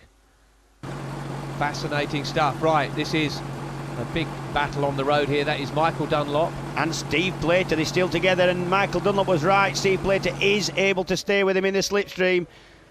through the bottom of Bagad. It's drying out now. It's only Michael Dunlop's third TT. He won the Manx Newcomers race when he came here first time for that and learnt the circuit on board with Guy Martin. Yeah, Guy Martin's looking at Gary Johnston there and able to get past. And remember, Guy Martin set off a long, long way behind number 1 Gary Johnston.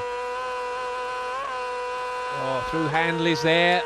It's dry there, isn't it? Now, each lap they come through, it's getting drier and drier. Yeah, the next man on Guy Martin's hit list is local man Conor Cummins.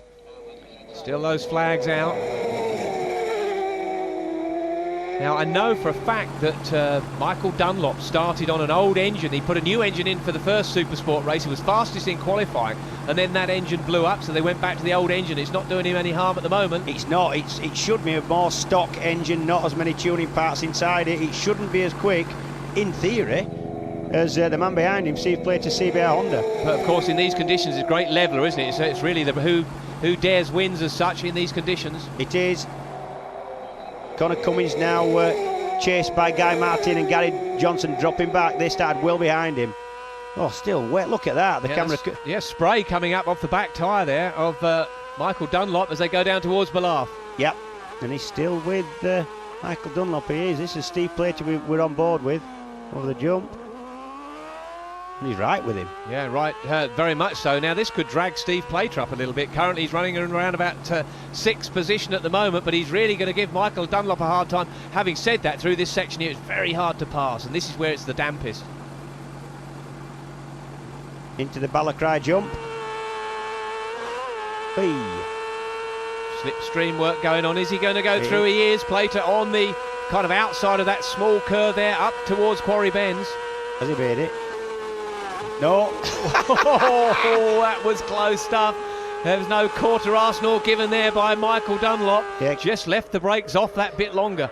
Now, this man is battling really with Guy Martin, isn't he, for second? Sorry, with Conor Cummins for second place. Yeah. Bruce Anstey and Conor Cummins and kind of neck and neck here. Yeah, neck and neck on time. That's actually Keith Moore trying to stay with Bruce Anstey at the end of Sulby. This is Steve Plater trying to have another go at Michael Dunlop down Sulby.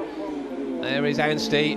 Number 5, can he get a race finish? That's what he's so desperately trying to do as they go through that section at Parliament Square, Ramsey. And this, is that Michael Dunlop now behind Steve Plater?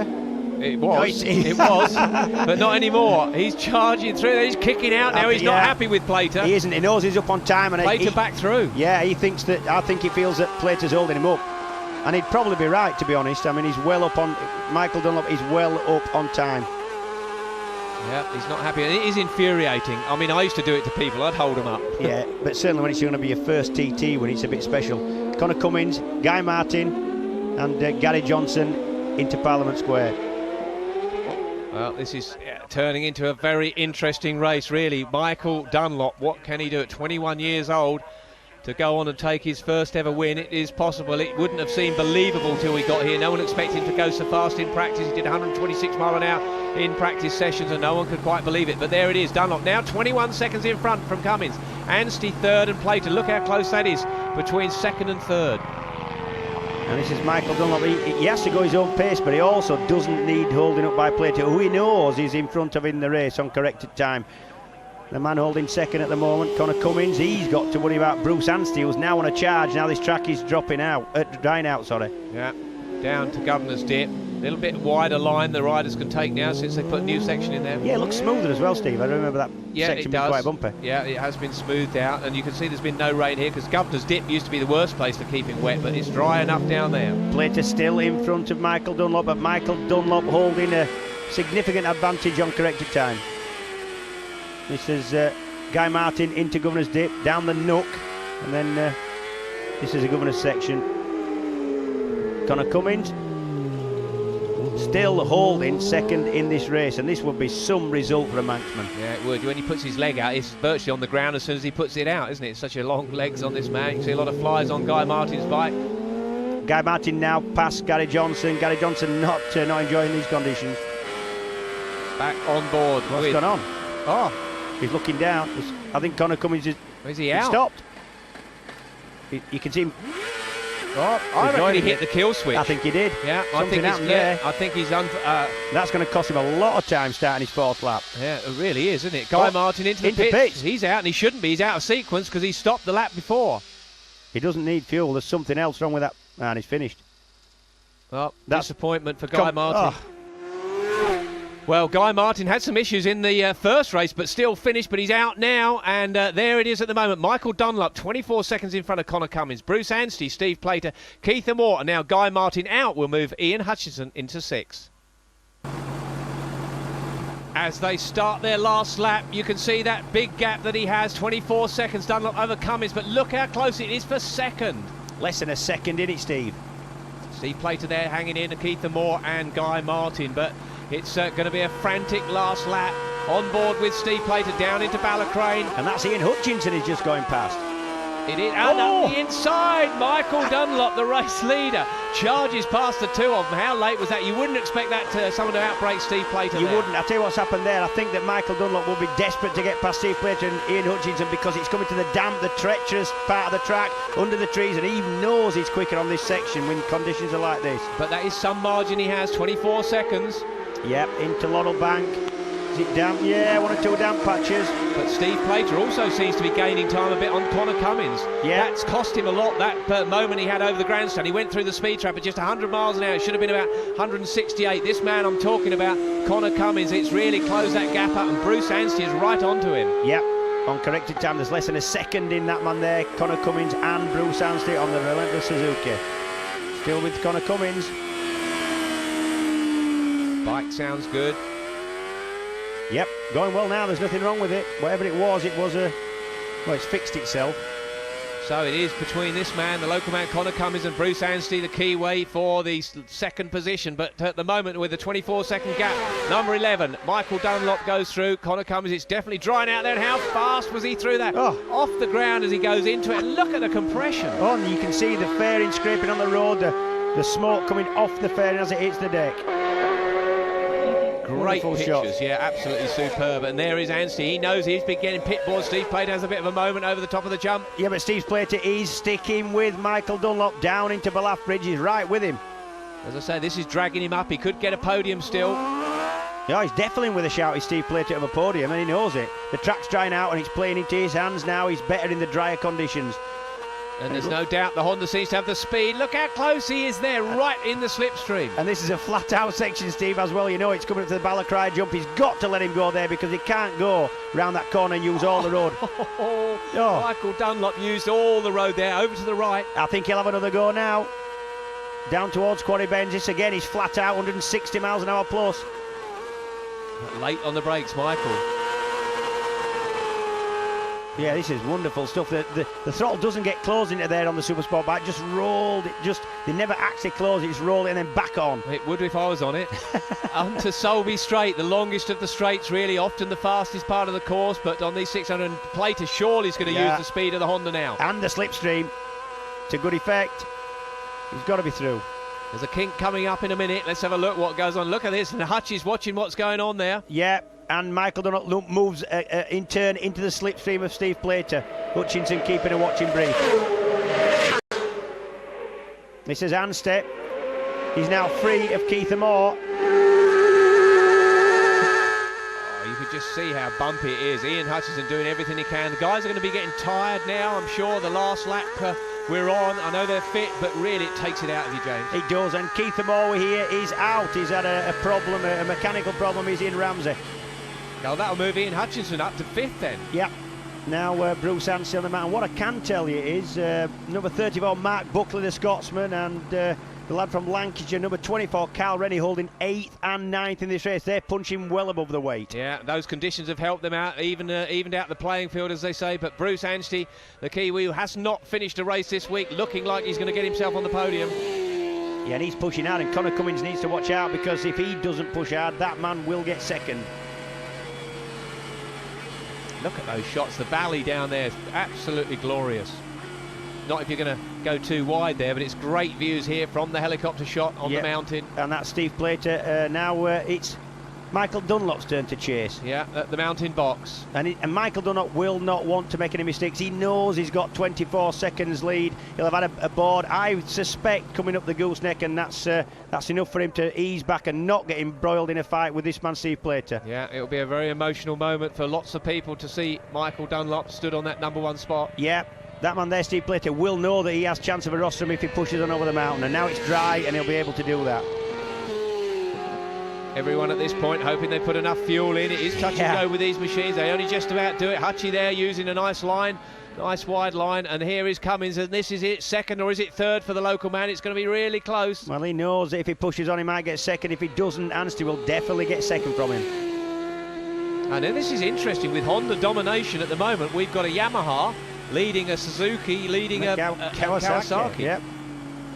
This is Michael Dunlop over the line, and he'll know he's won by then. This is such a historical moment for him. His first, and what the Dunlop clan's, well, I don't know, 30th maybe. Yeah, the Dunlop dynasty, amazing. Conor Cummins, we'll get to find out, is he second or is he third? But really, you know, that's the first time a Dunlop's ever won a super sport race. They've won lots of other classes, but now look at his number. He comes in. How happy is that man? And so he should be. There'll be an awful lot of very emotional people here today. Yeah. Plater doesn't actually know whether he's finished third or fourth. Oh. Tremendous scenes here. Fair to say a popular win, Steve. Yeah, really unreal. 21 years old. Arguably the youngest man to have won, but here is confirmation of the results. Michael Dunlop wins by 31 seconds from Bruce Ansey. Conor Cummins gets third in the end. Steve Plater fourth, Ian Hutchison and Ian Locker in sixth.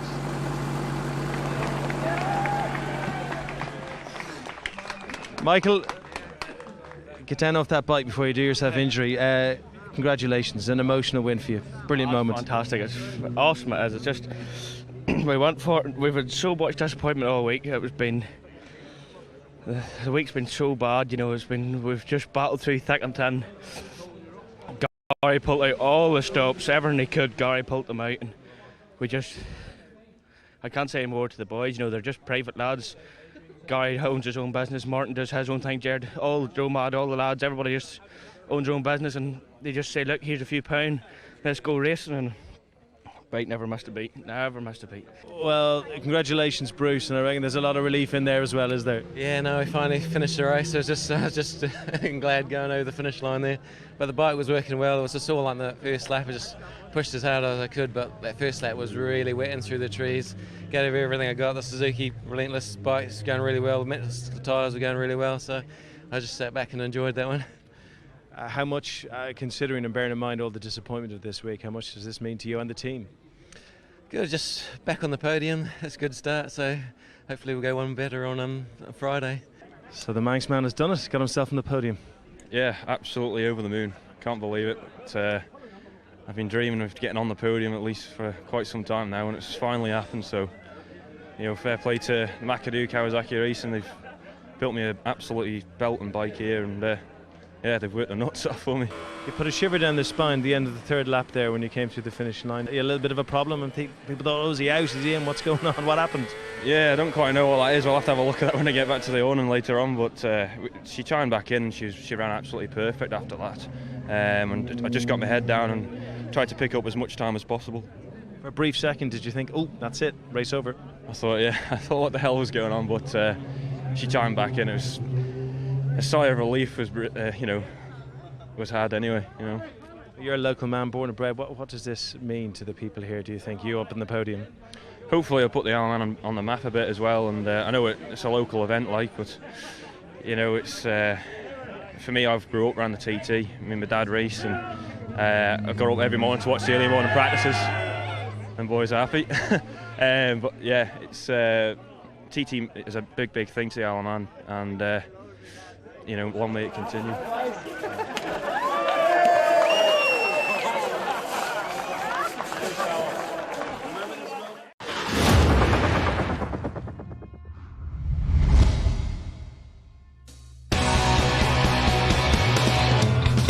For more than a century, the Isle of Man TT has created many racing heroes and legends.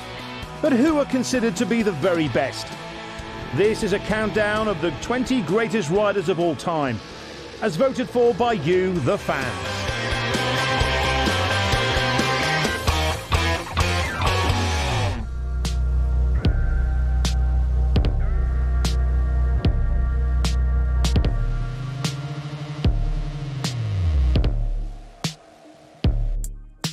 Charlie Williams was a dominant figure in the 1970s, racking up 8 victories in all. He was also the first rider to win 2 TT races in a day. A winning debut for the new Yamaha. His passion and enthusiasm for the event is second to none, and he made a racing comeback in 2014 when he finished in the top 10 of the 500cc Classic TT. Charlie he seemed to suit the smaller bikes. I tended to prefer the bigger bikes. It's just a good all-round rider, and I think quite technical as well. By the end of Kronkivody, Charlie leads the field. He might have broke the lap record on a TZ 500 one day, and I think he broke down at Malaf and had a swig of beer, and somebody noticed that the fuel line was maybe kinked or something, so I repaired it and got going. And I think sort of half an hour before a race, I know myself, I sort of get keyed up and really get wound up just 30 minutes prior to the race, and all of a sudden they'll put a board up and say there's a further delay, straight back down on the floor again.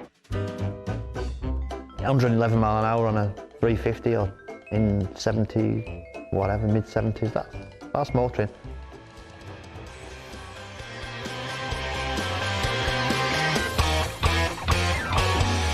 I've never met an Irish road racer who hasn't got a pair of nads that you have to put in a wheelbarrow. Honestly, he was a brave boy.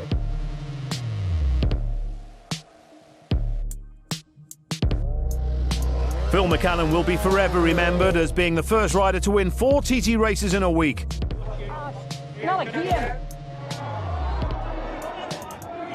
He's 8th in the list of all-time winners with his 11 victories on the mountain course, spanning a period of 6 years, all of which were with Honda.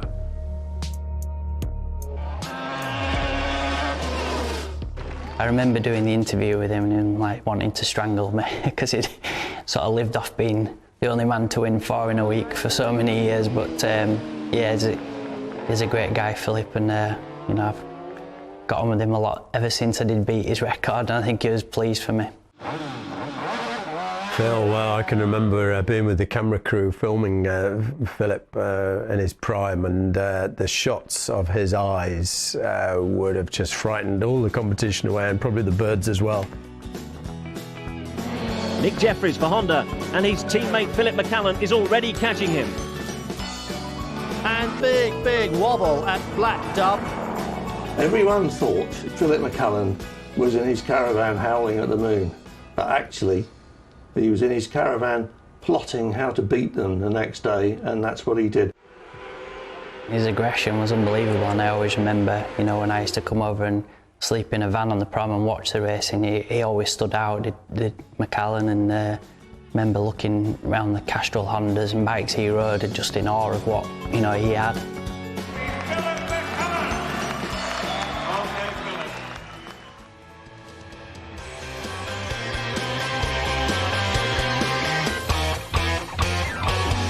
The first superstar of motorcycle racing, Stanley Woods was also the first to reach 10 TT victories. He made his debut in 1922 and won his first race the following year. His record of wins remained until Mike Hailwood surpassed the total. And in 1968, a panel of experts voted Woods as the greatest TT racer of all time.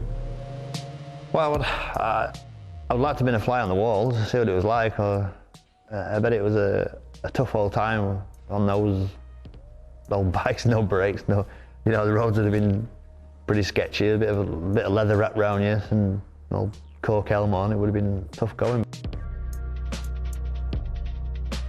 Well, he came here on a day trip with his best friend, walked from the boat up to Hilbury, watched it, something like 1921, I think it was that, and he turned to his mate and said, I'm going to do this next year. He came and did it, and within a couple of years he won it, you know, and then he won 9, you know. It's one hell of a story. I was fortunate enough to ride his Worksabella set and do a lap of the circuit. I came back in the pits and Stanley said, he said, but Jesus, he says, you've gone around at 90 mile an hour, the speed I did in 1939 or whenever it was. And it made me realise just how quick these guys were. And now Stanley got that bike around in 39 at 90 miles an hour. God only knows.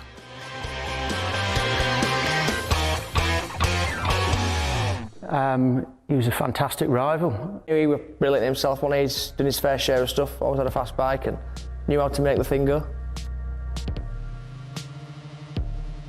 From 1994 to 2002, Rob Fisher was almost untouchable around the TT circuit. Of the 13 races he finished, he won 10 of them and finished second to Dave Molyneux in the other 3. Along the way, he racked up a handful of lap records, his best breaching the 110-mile-an-hour barrier.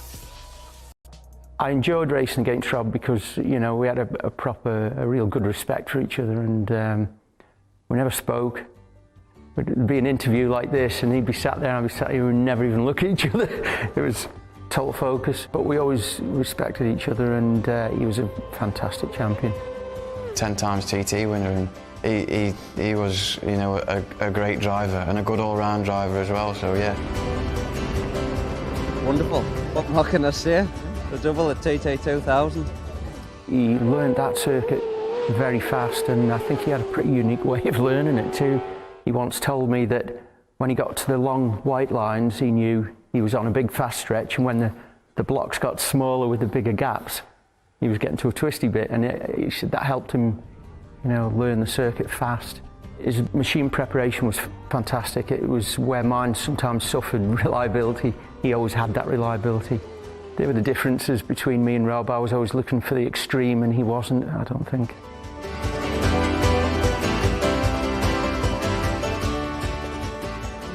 An absolute legend. Held the lap record for about 7 years, I think. He believes he was better than his results show. In his short time at the TT, Cole Fogarty made a huge impression in the Isle of Man. 3 victories, most notably the Formula 1 and senior races in 1990, plus a lap record in 1992 of 123.6 miles an hour. It would remain unbeaten for 7 years. Another TT rider to win world titles. Fogarty absolutely on the limit. Car was the ultimate confidence freak. And he had 4 or 5 world championships and TTs, and you talk to him and say, oh, I should have won a lot more than that. Because that's him, he believed he was the best rider ever. Races like Foggy and his lot in, I think it was 92, phenomenal race, like battling to and fro all race. So Fogarty gets underway on the 1992 Senior TT on the 750 Yamaha. His lot knows he's got a lot of work to do to keep up with him. Obviously, Carl Fogarty was one of the first to come, well, not necessarily come from short circuits to the roads, but one of the ones that could be a world champion at short circuit racing and come and win a TT. And obviously, in that race, they upped the lap record a phenomenal amount, and that stood for very many years. Now, we're lapping a lot faster than that now, but that lap back in the day on the tyres, how the track was, the bikes, what they did that day was phenomenal and went down in history. And according to Jeff Turner, who was the manager of Yamaha at that time, when he got that bike back, it was actually, everything was broken. Stay tuned for more great riders as voted for by you, the fans.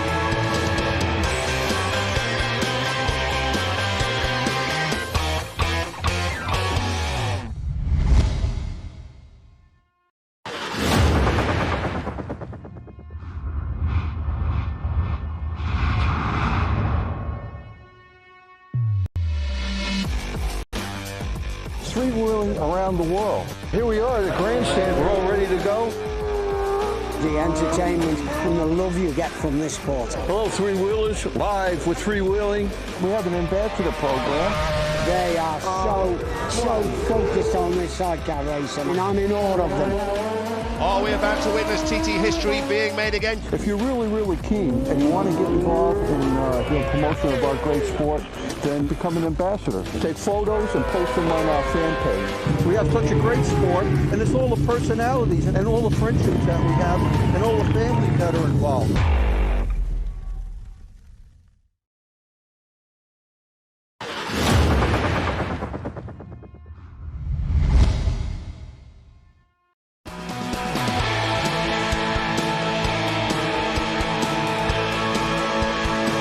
Welcome back. The countdown of the greatest TT riders, as decided by the fans, continues.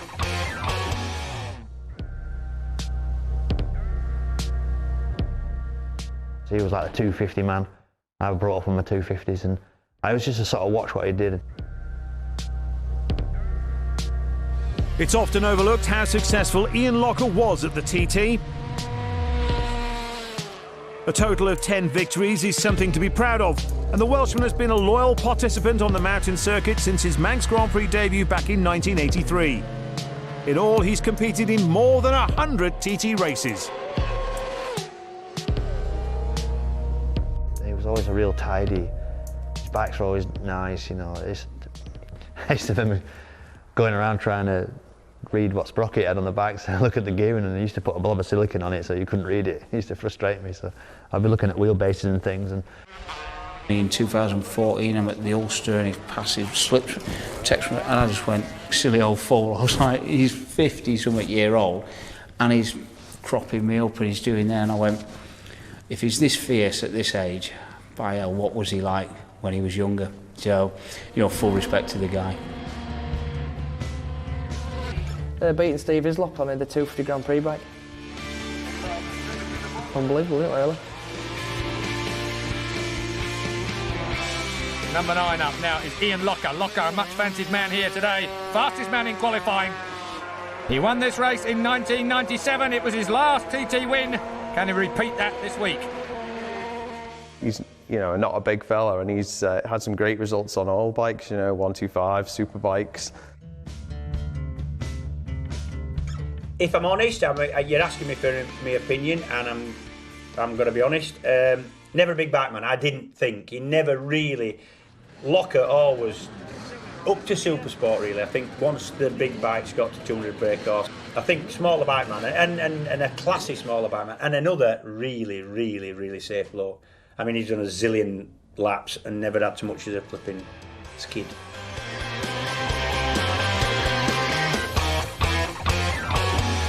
The Italians called him the Iron Duke.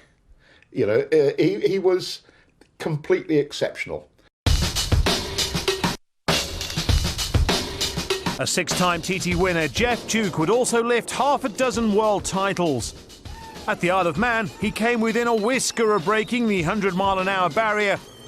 But in his pursuit of success, he shattered many mountain course lap records along the way. Oh wow, a very different era, of course. The TT, I think, was one of 8 rounds in most years of the Grand Prix, the World Championship. A fascinating time post-war. And here's the man of the week, Jeff Duke on the right, Jack Brett. His passion for the TT was you know, had no limits really.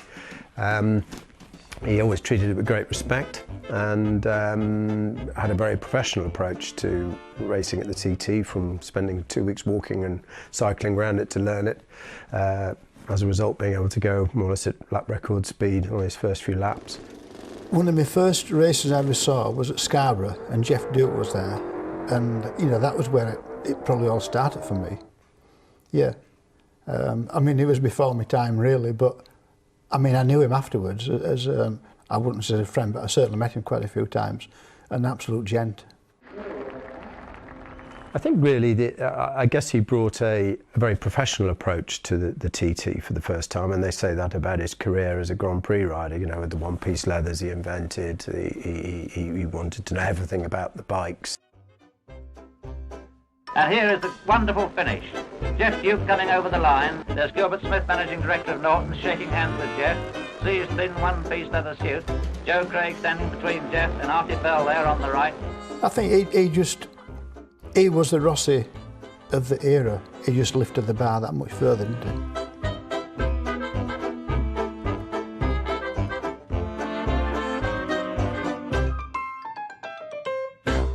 What he did will never be done again. You just cannot envisage anybody winning a bunch of motorcycle championships. What, you're not letting me race cars? Packing up the bikes, going to Formula One and winning the Formula One World Championship. The multi-talented John Surtees took over from Jeff Duke as the golden boy of motorcycle racing in the late 1950s. As he was winning world championships, he was also enjoying success at the TT. 6 wins in all around the mountain circuit.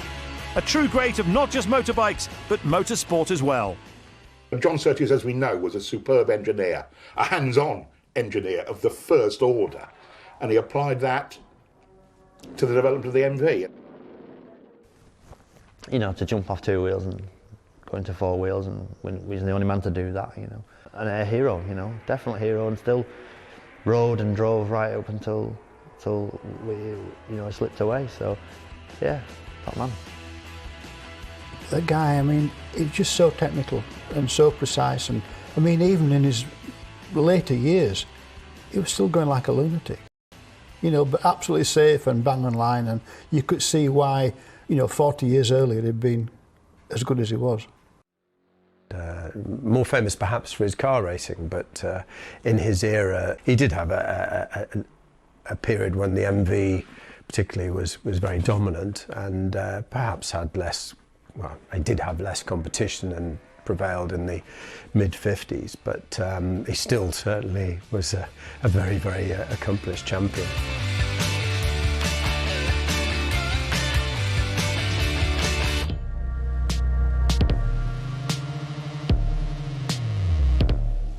It's a real honour to be in that same sort of bracket as him, you know.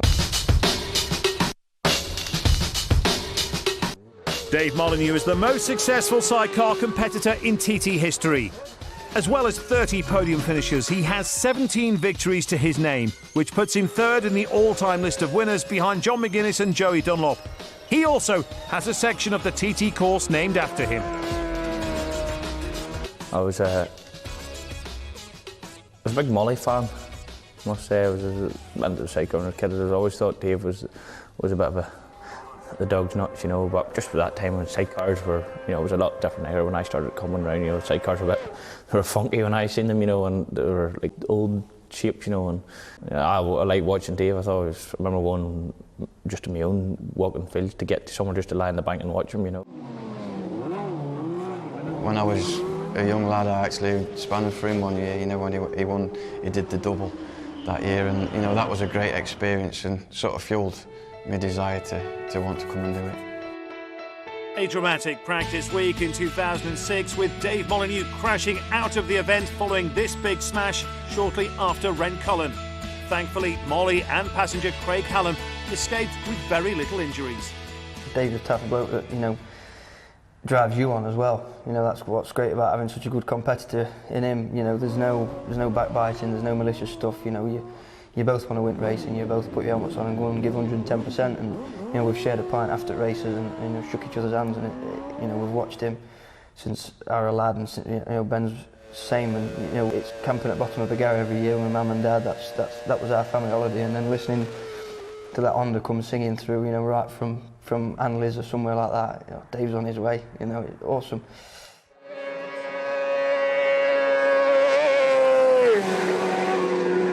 He's got a workshop next to mine, and it comes round the next day and he's like, look what I've done here, and you know, carbon fibre, all sorts of things he's making, fairings and making chassis, and the ideas he's got as well, you know. He's yeah, good guy. A legend. And there's not many people that'll build the bike, design the bike, build the bike, race the bike and win on the bike, and he's one of them.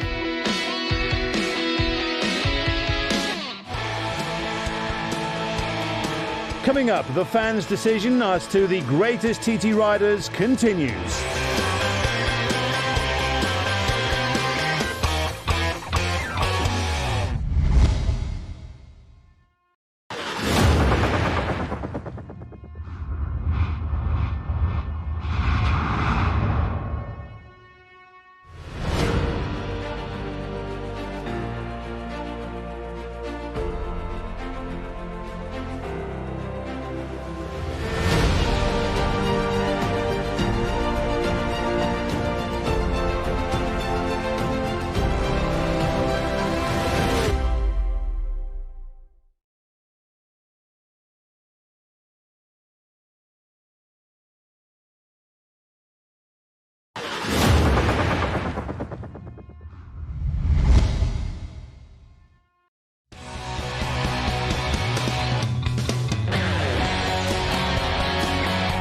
The countdown is on for the greatest TT riders of all time, as voted for by you, the fans.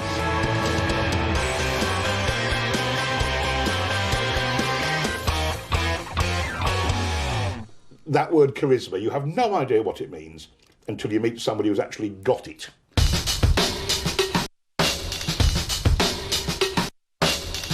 Giacomo Agostini rode in 16 races at the Isle of Man TT. Agostini with his MV3, all tensed up for one of the most important races in his career.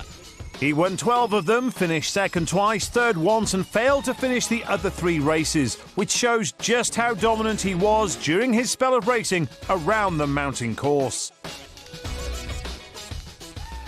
From doing the classic TT gives you such a respect for that era of rider, because, and even the bikes are better now that we ride than, well, like I ride them 350 MVs and 500 MVs that Agostini would have rode. Ago was, and is still one of the top men. I had the distinction of actually T-boning him and knocking him off his bike, off the MV in a race in France. So I do know him quite intimately. Agostini, his riding too is inspired. No one has ever given Hillier such a hard ride in the senior. Ago, yes, just phenomenal really that an Italian rider with hardly any experience of road racing. Had Rimini road races and had some sort of street races, if you like, in Italy, but to come to the TT and to go so well so quickly, I think it absolutely shocked Mike Howard how quick Ago was. They always had massive respect for each other. He's away. His stop, 47.8 seconds. Now, what about Agostini's time? So, as he starts his 4th lap, Agostini leads Hillier by 12 seconds. I thought with Ago, the MV was so good that maybe he was getting away with things he shouldn't have been getting away with in the championships. But then, when he left MV and went to Yamaha, he went in won the 350 World Championship on a bike that wasn't really much better than anybody else's. And that just brought home how good the guy was. 6 miles out, Greba Bridge, and Agostini sweeps through, clipping the banks.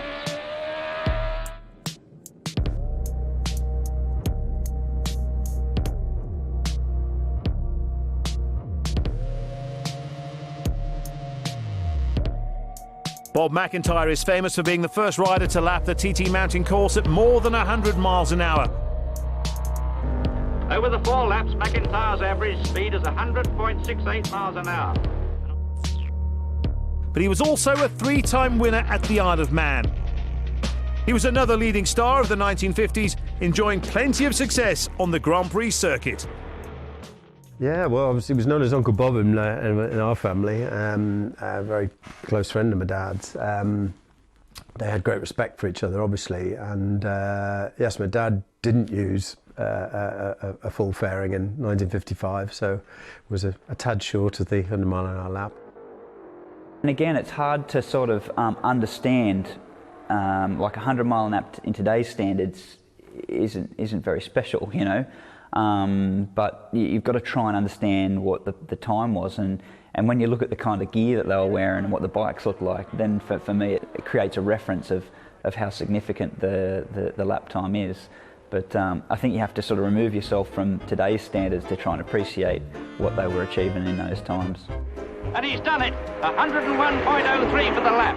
Bob was just a superb rider, and hence why my dad actually recommended him to Gilera for the Gilera ride. You know, he was the first choice that when Mr. Gilera said who should ride the bikes, no, you're going, Jeffrey, it was Bob, and sure enough, he delivered. That was impressive, you know, to think about the time, the period of what tools were available even just to build the bikes, and what they must have, you know, endured to make the bike last the race. And, you know, that really old stuff is actually, you know, has become quite interesting and fascinating to me.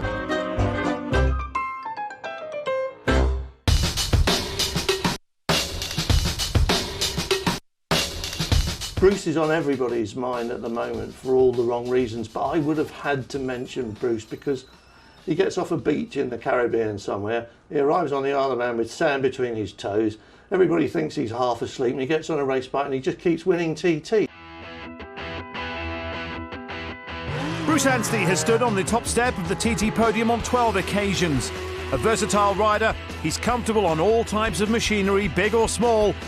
He's also a former lap record holder when he pushed the mountain course limit to 132.2 miles an hour. Bruce Anstey's 20 years older than me. Bruce Anstey is going to win his first TT and the junior race here 2003, it belongs to Bruce Anstey. Well, what a superb race. Triumph for back after 27 years. Around the paddock, pretty much every rider, you know, and Bruce especially, just so laid back. You know, the world of road racing is a lot different to the short circuits. I spent the winter in New Zealand, and that's just the way the whole country is. Everybody's like Bruce Anstey. I thought he was special and different and laid back, but it appears that everybody from New Zealand is just like that. Bruce is a good guy. Obviously I was with him in 2015, teammates, and he's just a natural. I'm not too sure how he does it. He just gets on, goes fast, and he's just a good guy. You know, there's no no stress with him. He just loves riding bikes too.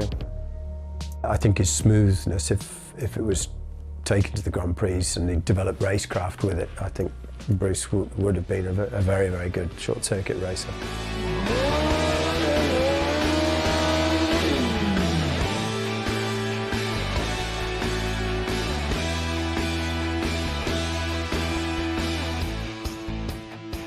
What a character. He's been on the podium 17 times. And I go in my local bread shop and Mum says, have you seen him this month? Have you seen him? I have to say, when they told me I was going to be his teammate, I was shocked, you know. I nearly put the van through the hedge. One man who's undoubtedly raised the profile of the TT despite having never won a race is Guy Martin. The motorcycle racer turned global superstar has stood on the podium 17 times without ever reaching the top step. But his exploits on two wheels and off them have proved a big hit with television viewers and race fans.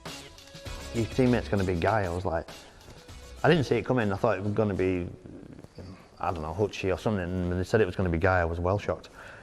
And I thought, oh no, he's a bit of a, you know, can be hard work, you know. But it wasn't, you know, he was, yeah, I have to say he was one of the, you know, down-to-earth, one-to-one type person. There's loads of people around him he didn't want to know, but one-to-one he was a nice lad. Well, he's off, Guy Martin. Oh, Guy Martin is down in a big way through Doran's Bend, it looks like, Stephen. You know, he might not be the fastest motorcycle racer in the world, far from it, but brave lad. He's quirky, you know, fans like him. I'd probably do, I don't know, 15 of them a day, I suppose. But then, you know, there's worse things to be addicted to, isn't there? Just because he hasn't won a TT race doesn't mean he's not a bad lad, really. Like I say, some of the stuff he's done, I've seen his TV stuff, there's no way I'd do it. Yeah, he's good for the sport, He has that, you know, that character, that quirkiness about him, which is it's good. You need that. The guy's still pushing. Oh, using all the road there. You know, when I had my injury, he was one of the first people to come and see me in hospital. You know, I turned up and jibbered a bit of stuff, and he brought me a 10mm spanner so I could adjust my legs, so I thought that was quite cool.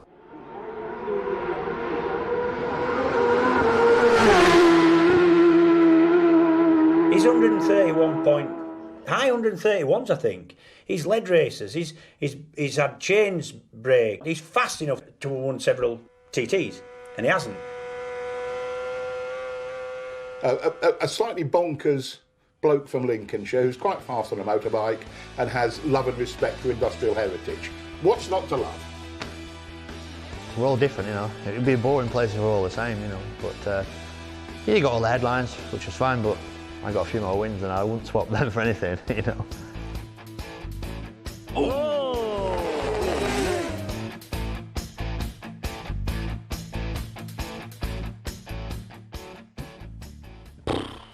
Strange man, a really strange man.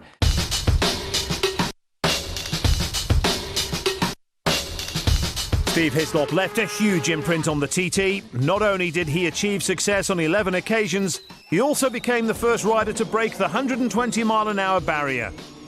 His most famous victory has to be the win on the Norton in 1992, when he beat close rival Carl Fogarty in one of the greatest races of all time. Now, it's easy. You've got to be really careful here because I don't want to upset anybody. And it's like kind of James Dean kind of thing. He never lived long enough to disappoint, didn't James Dean? And I'm not saying that's about Steve, but there's a little bit of that. I was never at an age to fully appreciate and watch him race here, but looking back now at photos of him in certain sectors, and you know, he rode hard around here. It was I kind of wish I could go back in time and watch some of those races and see them in action. We all know how good he was on the roads and on short circuit. He could do a lap time around a certain circuit that you just went, I don't believe that. I don't believe that. I think he was just so precise in every part of that circuit. He really was, you know. And for me to beat him down there, I had to really push hard. I was always faster over the mountain, but some of the sections up towards Ramsey, it was just pinpoint accurate. He was so fast for them sections, you know. And you know exactly, I think, where every pebble, the curb, and lampposted tree was. You know what I mean? At every name, every street that came off the circuit. You know, it was unbelievable what his knowledge of that place. And yeah, I think, you know, for me, he was the best guy I've ever seen around there, ever. The wonderful Norton versus Yamaha. Frankly, two unlikely motorcycles, but two exceptional riders. Foggy's leaving Braddon for Union Mills, and here is the Norton flying out of Brayhill.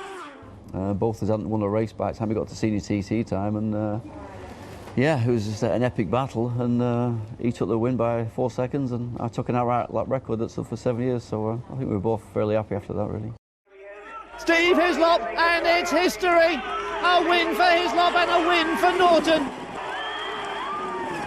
I just settled in a lot in that first lap, and I knew if I was there at the start, I'd be almost there at the end, and it's just worked out perfect. Everyone was crying. It wasn't just Barry Simmons. Everyone was crying. That was just extraordinary.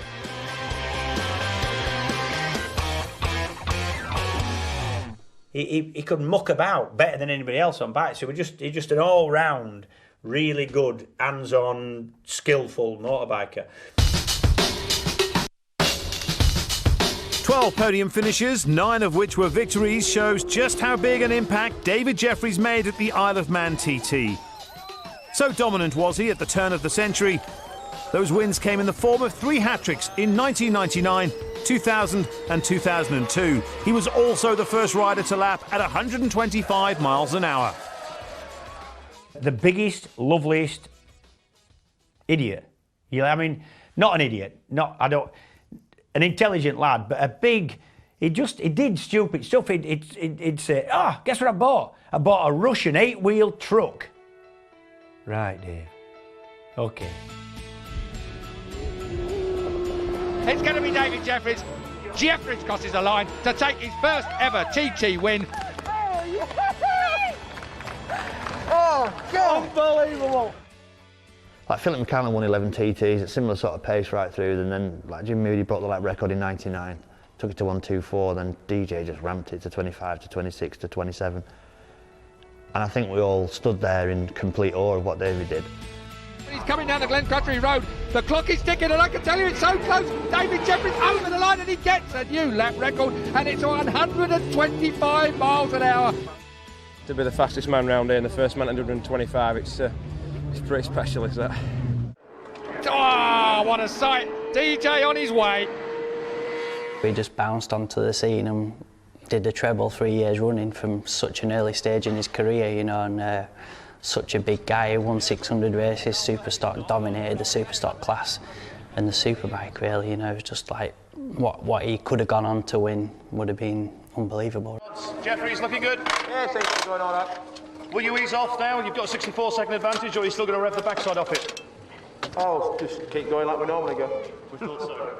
It's just a shame I didn't go sort of head-to-head with him, you know. I lost him before I got that chance.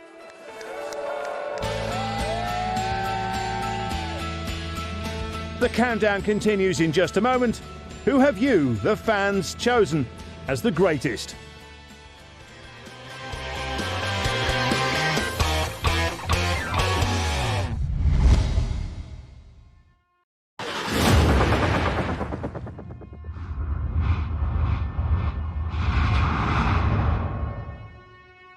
Imagine a place shrouded by mystery, a sea-bound kingdom with a rich history that echoes through the ages, a melting pot of character and taste where true heroes exist and sea monsters bask in the shallows. Landscapes carved from pure imagination and magical vistas of the 7 kingdoms, a world of tangled trees and twisty trails, a place where legends are Manx made. Isle of Man, the extraordinary story.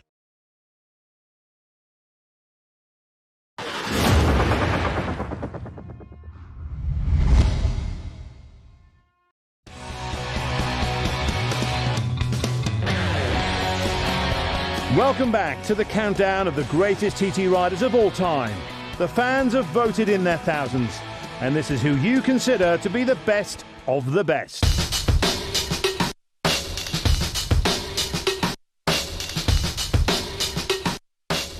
With 16 TT wins, Michael Dunlop is already a motorcycle racing legend. He's the current lap record holder. In 2016, he was a shade outside the magical 134 mile-an-hour mark. He's also the quickest Supersport 600 rider around the mountain circuit. Michael Dunlop, literally aka Superman, the first man to go round in under 17 minutes, and that says it all. In third, this is Michael Dunlop, a short circuit. Oh! Foot down into the crag, the crowd will be going absolutely wild. We're talking about him completely differently now to what we did 5 years ago. We talked about him, yeah, he's really fast, but he's taking so many risks. He's bouncing off curbs, he's looking ragged, he's sliding about everywhere. And now the very popular man from Northern Ireland is number 9, Michael Dunlop. Oh, Michael. Oh, what's going on there, Steve? God. On track, I've had some good battles with Michael over the years. I think he shaked a fist at me a couple of times as well, but or shook his fist at me. But yeah, he's a fierce rival. I think he's probably copped a bit of stick over the years for maybe being aggressive, but I don't see it like that, to be honest. I think he just knows exactly where he wants to be on the track. The thing about Michael is, he's actually a lot more intelligent than people give him credit for. You know, they see this sort of animal of a bloke kneeling down his riggy boots, changing his own oil on his Supersport bike and, you know, putting his own tent up, and he loves all that. But he's a clever lad. He ain't no nugget.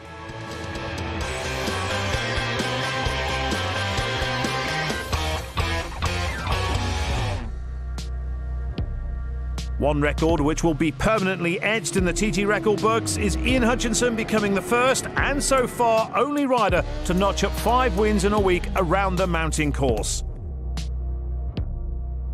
He's also one of the most successful, having scored a total of 16 victories. That kid's clever, really clever, and savvy. Not just sort of streetwise clever, he's actually quite academically intelligent as well. Oh, it's Superman. He nearly loses it, but he's done it. Ian Hutchinson, that has made a total of 8 TT wins, 5 this week. Well, I gifted him 2. Well, I certainly gifted him 1 anyway. In the superbike race, the senior was a bit more close, to be honest. As well as having a look, he rode extremely well also, so you know, you can't take anything away, but I definitely did gift him 1. The amazing thing about Hutchie is he's had that many kicks right in the flipping Queensberries, life-wise, and he's able to come back from them. I've never, ever known anybody as determined as him, ever. We can see his injured left leg just sticking out there, not able to get it on the peg properly, Steve. Yeah, just lacking a bit of movement in that ankle, you know, and not really causing him a problem, that's what he says. For all his squeaky voice and his kind of mild manner, and I've never known anybody as mentally strong as Hutchie, ever. How can you do that? I do not understand Hutchie's compulsion to go back time and time and time again, but you've got to admire it and you've got to love the way he rides the motorbike.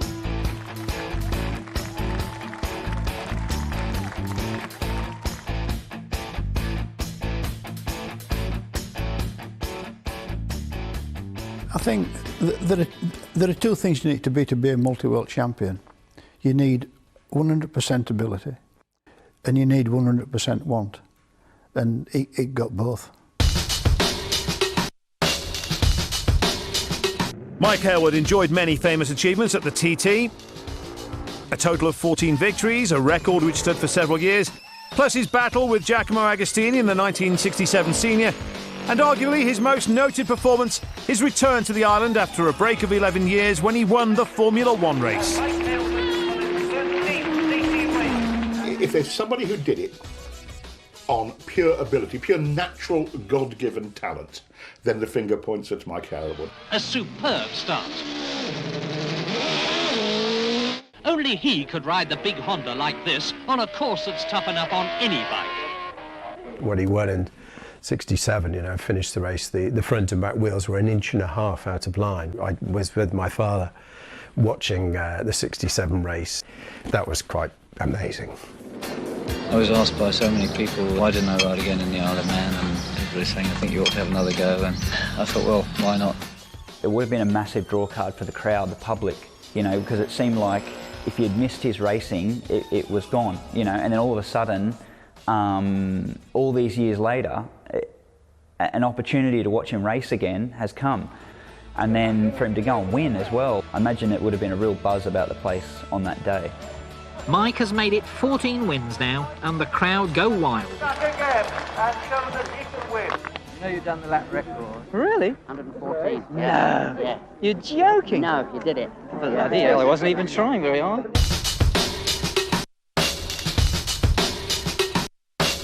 He talks like a hod carrier. He's a real earthy, gritty, working class bloke. It could be argued no one lives or breathes the TT more than John McGuinness. His 23 victories make him one of the most famous sportsmen on the planet, a total only betted by his hero Joey Dunlop. McGuinness is another rider who has a section of the circuit in his name. John McGuinness, possibly one of the most successful riders of our era, with 23 wins behind him. So successful that they've actually named a corner after him. In the 2000s onwards, you know, it was all sort of the John McGuinness show, and you know, still massively look up to John. McGuinness is absolutely flying already. He said he's going to try and get a cracking lap in here if he can, straight from the start. John McGuinness, 17:43, 127. He's under the lap record from a standing start. He's a nice lad. He's pretty much the same part as well as I'm from, and he had a great career at the TT. He made a great name for himself. Such a character and a big name for road racing. On the left-handed approach to the gooseneck, he was broadside coming in and then broadside the opposite way to slow it up and off out, and everybody just gasped. It was good. From John McGuinness, look, proper short circuit stuff into the Craig. He's done 59,000 miles of closed road miles round the Isle of Man TT course, and he's crashed once. And that were a little stupid colt tyre fall off at Quarter Bridge. Don't get no better than that.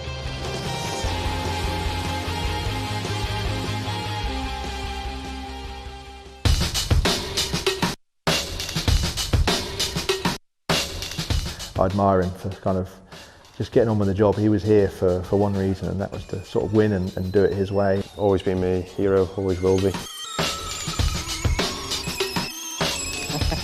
No one has won as many TT races as Joey Dunlop. 26 in total, and achieved on a mixture of all manner of machinery, from small two-strokes to superbikes. His last ever lap of the mountain circuit was also his quickest in a TT career spanning 4 decades. Joey Dunlop, what do I say about him? I mean, the greatest, 26 wins. The most amazing thing about Joey is he could win on a 125, an RC45, a 250 two-stroke, same day.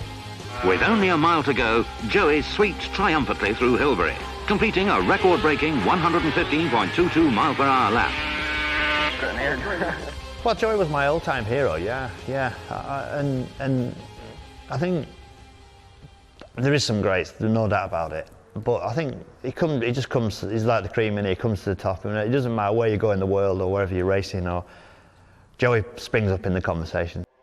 I think it's mega because he won on 250s, 125 superbikes, and then he went away, got injured at Brands Hatch, come back, didn't win a big bike race until that 2000 TT. They've been clapping him all the way down the mountain. They're on their feet in the grandstands at the start-finish line here at the TT headquarters as Joey Dunlop wins. I must admit now, it was hard work. Like, I stuck the pace, I think, better than I expected. I'm happy enough. There's always that one person that as a kid you always looked up to, and that for me was Joey. And that's what will, you know, remain. You know, he was grey-haired, he was little, he was an old man, you know. He's just some grey-haired old dude. And to jump off the big, I mean, that VTR was a bit of a handful, to be honest. That SP1 was a bit of a pig, and he wrestled it round to win, and then jumped on a 125 and won on one of them. Well, there's no way I could jump off a superbike now, jump on a 125 and win, you know. And there was a wet 250 race, and I was over here, camped out. It was absolutely pouring down, torrential. I remember just like bobbing my head out, laid underneath this camper to watch Joey go through quarry bends on his 250 in the wet, and I just thought, oh, what on earth is going on to race a motorbike around here as fast as he was doing in that weather? There really hasn't been and won't be anybody like Joey ever again. Just forget the racing, forget the wins, forget the F1 Championship TT wins. Joey was just an exceptional human being. Exceptional. Nobody ever rode a motorbike like Joey Dunlop, and the thing I remember about him though was not on the bike really, all the wins and all the rest of it. I remember seeing him in the paddock with little kids and fans, and he'd spend hours. He'd stand there and talk to you and have his picture taken, and he just wanted to ride motorbikes and win races. When his funeral cortege came home, rioting stopped. You know, politics was suspended, the normal animosity, out of respect for Joey. How could he not be the favourite of the fans?